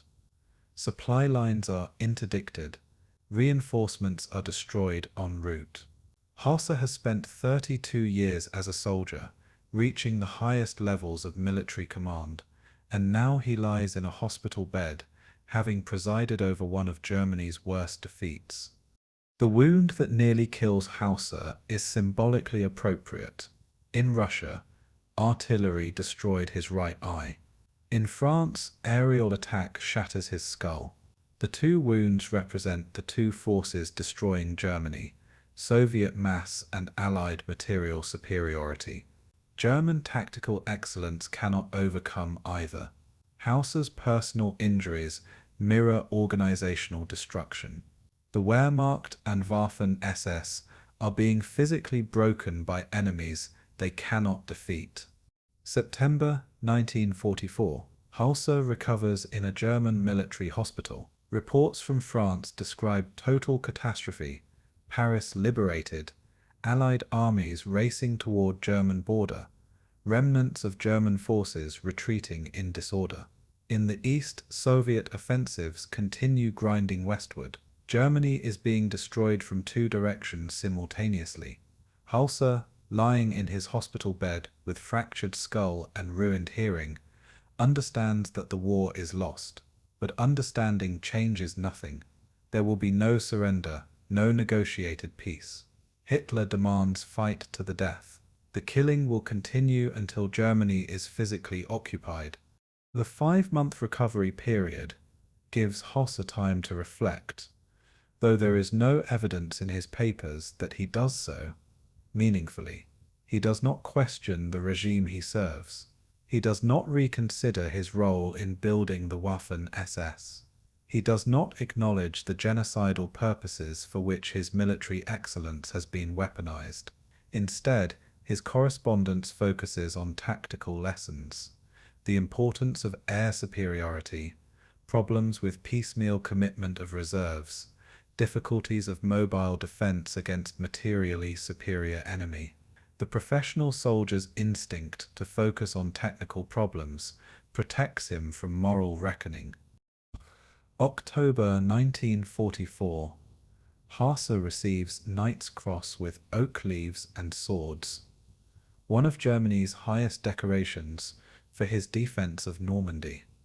The award is surreal: recognition for comprehensive defeat, decoration for failure.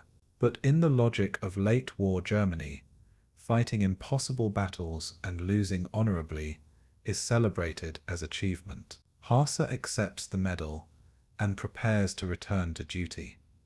There is no resignation, no retirement. At 64 years old, twice gravely wounded, partially deaf and half blind, Paul Hausser will continue serving until the regime collapses around him. Duty, as he understands it, permits no other choice. November 1944. News reaches Hausser of the Malmedy massacre. Kampfgruppe Piper, part of Leibstandarte SS Adolf Hitler, has murdered 84 American prisoners of war during the Battle of the Bulge. The massacre is widely reported, providing Allied propaganda with perfect evidence of SS criminality. Hausser, who commanded Leibstandarte years earlier and trained the officers who now command it, bears indirect responsibility. The culture he created, the training methods he implemented, the aggressive ethos he cultivated, all contributed to an organizational environment where atrocities are routine. Malmedy is not aberration, it is the logical extension of SS institutional culture. December 1944. Hausser is medically cleared to return to duty despite permanent disabilities. His hearing is damaged, his vision is impaired, his skull fracture requires ongoing treatment. But Germany is running out of experienced commanders. Every general who knows how to maneuver divisions is needed. Hausser will receive one final command, Army Group G, in southern Germany, and will fight the last futile battles of a lost war. The Prussian officer who entered military service in 1892 will end his career presiding over Germany's complete military collapse. It is an ignominious end to a career that once promised so much. January 7th, 1945. Hausser reports to Army Group G headquarters in Alsace assuming command of German forces defending against American General George Patton's Third Army. It has been 5 months since his wounding in Normandy. The war situation has deteriorated catastrophically in his absence. Soviet forces are advancing through Poland toward Germany. Allied armies have liberated France and Belgium. Germany faces invasion from east and west simultaneously. Hausser's new command includes approximately 250,000 troops, but many are under-equipped, poorly trained, and demoralized. This is Germany's reality in 1945, veteran commanders leading inadequate forces in hopeless battles. January 10th. Hausser inspects 17th SS Panzergrenadier Division Götz von Berlichingen, one of his assigned formations. What he finds is shocking, even for a general who has witnessed 3 years of decline. The division includes 16-year-old boys conscripted from Hitler Youth, 50-year-old men pulled from factory work, and foreign volunteers from occupied territories who do not speak German. Equipment is a mixture of German weapons, captured material, and obsolete designs. Ammunition is rationed. Fuel is nearly non-existent. This unit is called a division, but it is barely a combat-capable regiment. Yet these are the forces Hausser must employ to stop Patton's Third Army, 800,000 men with 2,000 tanks. The strategic situation permits no illusions. Soviet forces are preparing final offensive toward Berlin. Western allies are positioning for Rhine crossing. Germany controls progressively smaller territory each day. Industrial production is collapsing under strategic bombing. Transportation networks are destroyed. Fuel supplies are exhausted. Food is rationed to starvation levels. The German state is disintegrating. Yet Hitler demands continued resistance. Orders from Berlin forbid retreat, require defense of every position, promise victory through fanatical determination. Hausser reads these orders and recognizes they are fantasy. But he is a soldier, and soldiers obey orders until the end. March 1st, 1945. Americans breach the Siegfried Line, Germany's border fortifications. Hausser conducts fighting retreat across the Rhine River, attempting to preserve combat strength while delaying American advance. The withdrawal is professionally executed. Units retreat by bounds, covering each other, destroying bridges behind them.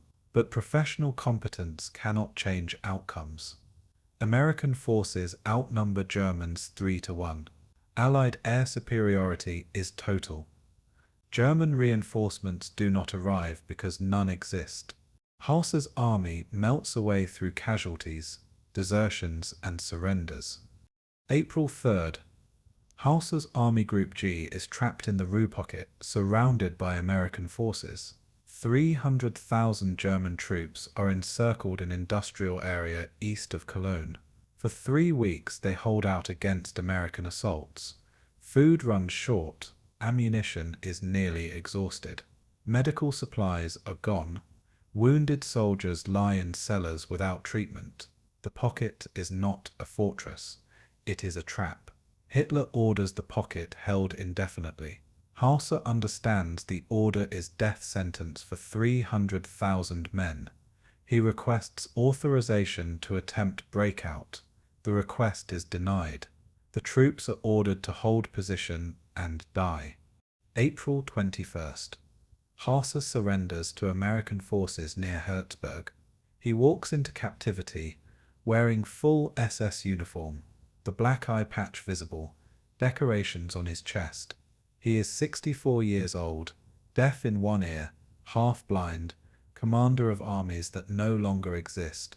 His military career, which began 53 years earlier in Prussian cadet school, ends in an American POW cage. The boy from Brandenburg, who spent his entire life serving military institutions, has presided over catastrophic defeat. Germany is being occupied, the regime is collapsing, and Paul Hausser stands among the ruins he helped create. The Ruhr Pocket casualties exceed 70,000 German dead and 300,000 captured. Among the prisoners are 12,000 Waffen-SS soldiers. The surrender is Germany's largest capitulation in the West, and it occurs 3 weeks before official German surrender. For soldiers who fought since 1939, the end comes not in heroic last stand, but in exhausted capitulation. The tactical excellence Hausser cultivated for a decade proves irrelevant. Surrounded, outnumbered, out of supplies, even elite formations must surrender. April 30th, 1945. Adolf Hitler commits suicide in Berlin bunker. The regime Hausser served is dying with its leader. Heinrich Himmler attempts to negotiate surrender with Western allies, trying to save himself. He is refused and will commit suicide after capture. The SS leadership that recruited Hausser in 1934, that supported his transformation of the SSVT into the Waffen-SS, that protected him when he disobeyed Hitler's orders, all are dead, captured, or fleeing. The organizational structure Hausser spent 11 years building is disintegrating. May 8th, 1945. Germany surrenders unconditionally. The war in Europe is over. The Nazi regime is extinct. The Wehrmacht and Waffen-SS cease to exist as military forces. 6 years of warfare have killed over 40 million people and devastated a continent. Germany lies in ruins, occupied by victorious powers. For Hausser, sitting in American POW camp, the world he has known his entire life has ended. The Prussian military tradition is extinguished. The German state is destroyed. The institutions he served are criminally condemned. He has survived, but everything he built has collapsed. The final battles Hausser commands reveal the complete failure of Nazi Germany's military approach. Tactical excellence, aggressive leadership, and fanatical determination cannot overcome strategic incompetence and material inferiority. The Waffen-SS divisions that fought brilliantly in Poland and France have been consumed by attrition. The training systems that produced exceptional soldiers have been corrupted by rapid expansion and desperate conscription. The organizational culture that emphasized initiative and aggression has degenerated into suicidal fanaticism. Every element of Hausser's achievement has been perverted or destroyed. June 1945. British and American investigators begin interrogating SS prisoners, seeking evidence for war crimes trials. Hausser is questioned repeatedly about his knowledge of Holocaust, his role in SS operations, his command during documented atrocities. He employs the defense strategy he will maintain for the rest of his life: compartmentalization and claimed ignorance. He insists Waffen-SS combat units were separate from SS police and concentration camps. He denies knowledge of genocide. He presents himself as professional soldier, focused solely on military operations. The interrogators are skeptical, but lack direct evidence linking Hausser to specific atrocities. The decision not to prosecute Hausser at Nuremberg trials is controversial. He commanded divisions that committed documented war crimes. He signed orders authorizing reprisal killings. He was present when Himmler discussed genocide, but he did not personally direct the most notorious atrocities, and the evidence linking him to specific crimes is indirect. Additionally, by 1946, Cold War tensions are emerging. Western allies are beginning to view former Wehrmacht and Waffen-SS officers as potential assets against Soviet Union. The most prominent war criminals are prosecuted. Others, like Hausser, avoid trial. Hausser remains in POW status until May 1948, 3 years after war's end. The imprisonment is comfortable by POW standards. Officers camp with adequate food, medical care, and living conditions. He uses the time to write memoirs, prepare defense against possible prosecution, and make contact with other former SS officers.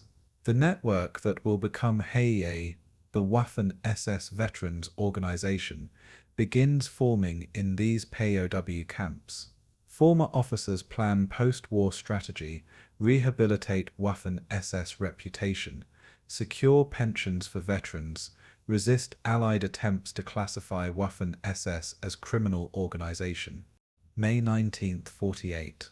Hausser is released from POW camp and returns to what remains of Germany. The country is divided into occupation zones, economically devastated, politically powerless. But Hausser is free. At age 67, he begins the final phase of his career, not commanding soldiers, but shaping historical narrative.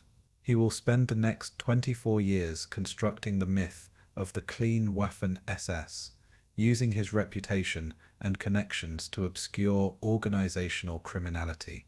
It is Hausser's final service to the SS, not fighting battles, but winning historical battles through propaganda and revisionism. The end of Hausser's military career leaves ambiguous legacy. He was undeniably competent commander who built effective military organization and achieved tactical successes. But that organization served monstrous purposes. The training systems he created produced both excellent soldiers and enthusiastic participants in genocide. The aggressive culture he cultivated enabled both battlefield victories and routine atrocities. The professional excellence and moral bankruptcy are inseparable. Hausser's military career ends in defeat, but his war to control historical memory is just beginning. May 10, 1948. Paul Hausser walks out of British POW camp into ruined Germany.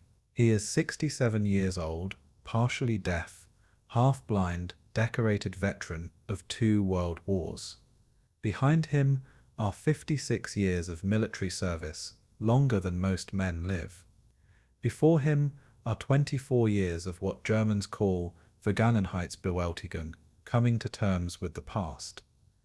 Except Hausser has no intention of coming to terms with anything. He intends to rewrite the past, to construct historical narrative that exonerates the Waffen-SS and preserves his reputation. It is his final battle, and he will fight it with the same determination he brought to military operations. The denazification hearing is mandatory for all former SS officers. Hausser appears before Allied tribunal in June 1948. The hearing is perfunctory. Germany has millions of former Nazis to process, and resources are limited. Hausser is classified in Category 4 follower, neither major offender nor activist. The classification is absurd for a 3-star SS general who commanded combat divisions and signed orders authorizing atrocities. But the Cold War is beginning. Western authorities are more concerned with Soviet threat than pursuing aging German officers. Hausser pays a small fine, accepts restrictions on political activity, and is released. 1951. Hausser founds IHG, Hilfsgemeinschaft auf Gegenseitigkeit der Angehörigen der ehemaligen Waffen-SS. The name translates as Mutual Aid Association of Former Waffen-SS Members. Officially, it is veterans organization providing support to former soldiers. Actually, it is lobbying group and propaganda operation designed to rehabilitate Waffen-SS reputation and secure pensions for members. Hausser is elected chairman. His military reputation, his leadership experience, and his survival of war crimes prosecution make him ideal figurehead. The one-eyed general will lead one final organization. The IHG campaign has 3 objectives.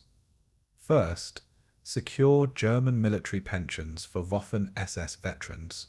Under occupation law, SS members are excluded from Wehrmacht pension system because SS was classified as criminal organization at Nuremberg. High Hag lobbies, German politicians and Western occupation authorities, arguing that combat Waffen-SS soldiers should receive same benefits as Wehrmacht veterans. Second, achieve legal recognition of Waffen-SS as military rather than criminal organization. Third, shape historical narrative to present Waffen-SS as soldiers like any other who knew nothing of Holocaust and committed no war crimes. 1953. Publication of Hausser's memoir, Soldaten wie andere auch, Soldiers Like Any Other. The book is a comprehensive statement of Hausser's revisionist thesis. He claims Waffen-SS was purely military force, separate from SS police and concentration camp systems. He insists Waffen-SS soldiers were not Nazis but patriots serving Germany. He denies knowledge of Holocaust and dismisses war crimes allegations as Allied propaganda. The book becomes foundational text for Waffen-SS rehabilitation efforts. Every neo-Nazi group, every Holocaust denier, every apologist for Nazi criminality cites Hausser's book as authoritative source. The memoir is historically fraudulent. Documentary evidence proves Waffen-SS cooperation with Einsatzgruppen, participation in anti-partisan massacres, and knowledge of genocide at senior command levels. But Hausser's book provides deniability through selective narrative. He focuses on combat operations while omitting criminal acts. He emphasizes tactical achievements while ignoring atrocities. He presents personal testimony while dismissing contradictory documentation. For readers predisposed to believe SS innocence, the book provides authoritative validation. 1960. Hausser testifies at war crimes trial of Joachim Peiper, former SS officer responsible for Malmedy massacre. Hausser's testimony defends Peiper, attacks prosecution, and presents American prisoners' execution as unfortunate battlefield incident rather than war crime. The testimony is revealing. Hausser, 16 years after Germany's defeat, continues defending SS officers and denying organizational criminality. There is no remorse, no acknowledgement of guilt, no acceptance of responsibility. The unrepentant architect defends his creation to the end. High Hag achieves partial success in its objectives. In 1953, West German government begins paying pensions to some Waffen-SS veterans.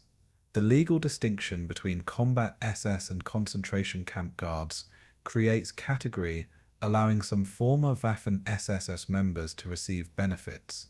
By 1961, 40,000 former Waffen-SS receive military pensions, a political victory for High Hag and personal triumph for Hausser. The economic support reinforces organizational cohesion and funds continued lobbying efforts. But historical rehabilitation fails.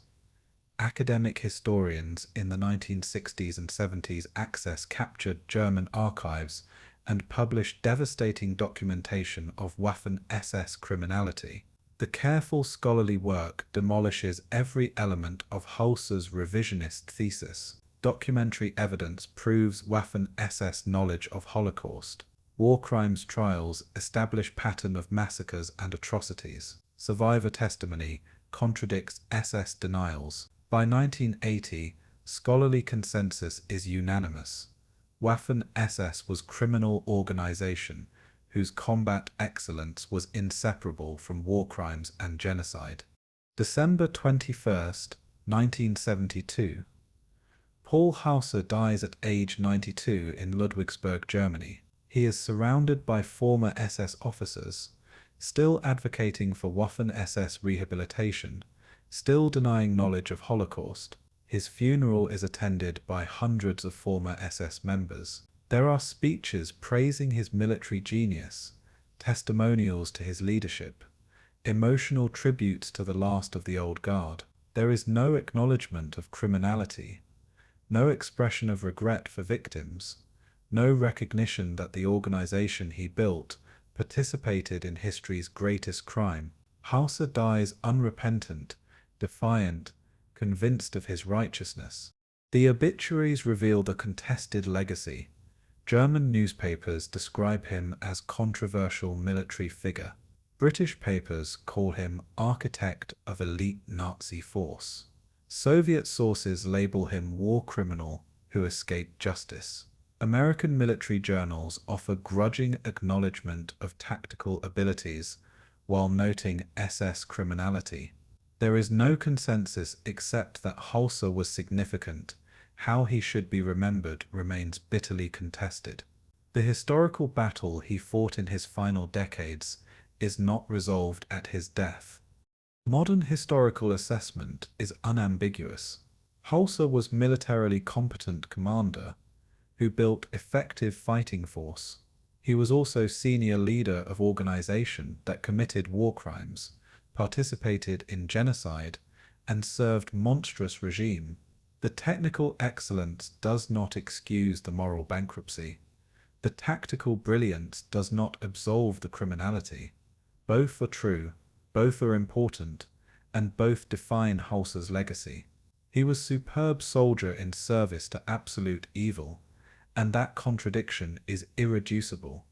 The systems Hausser built outlived him. The training methods he pioneered influenced post-war military education.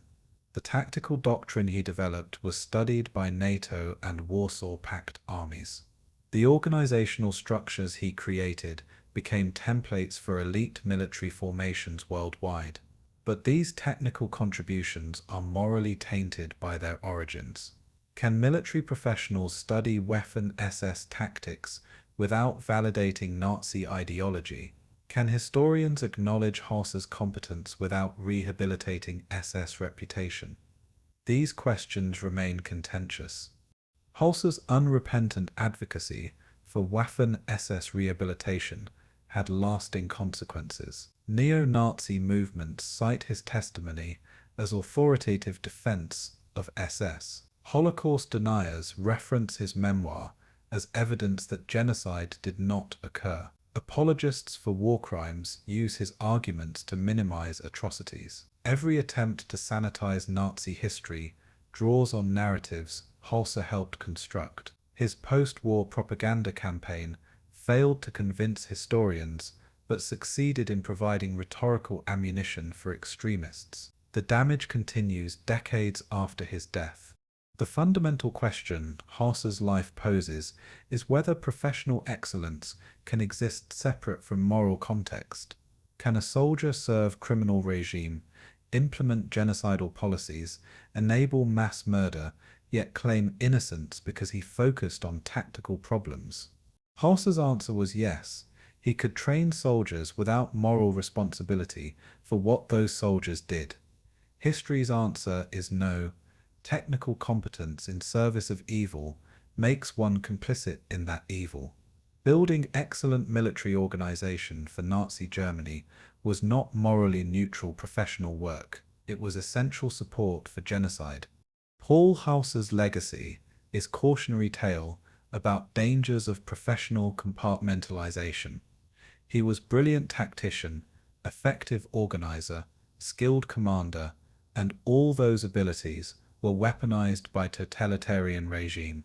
The Prussian values he inherited, discipline, duty, honor, professional excellence, proved compatible with Nazi racial warfare. The military professionalism he exemplified enabled genocide as effectively as ideological fanaticism.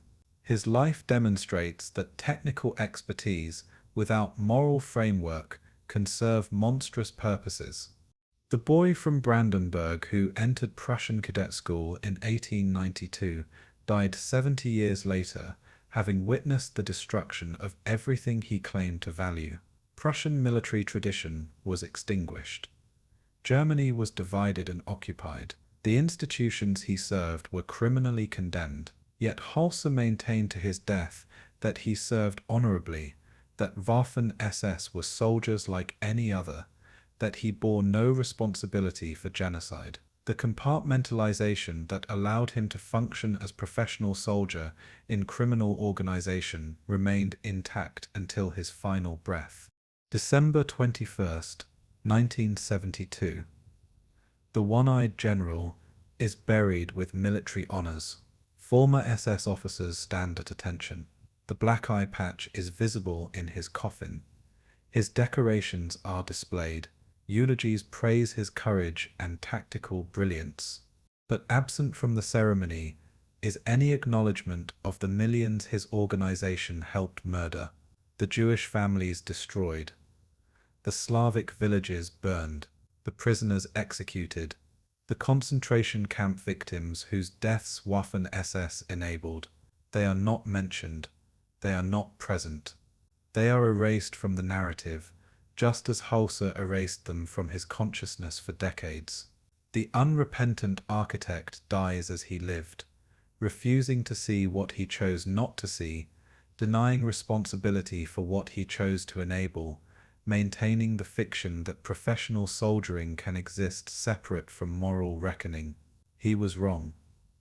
History proved him wrong, and his wrongness, his moral blindness, his unrepentant complicity in evil, that is his true legacy,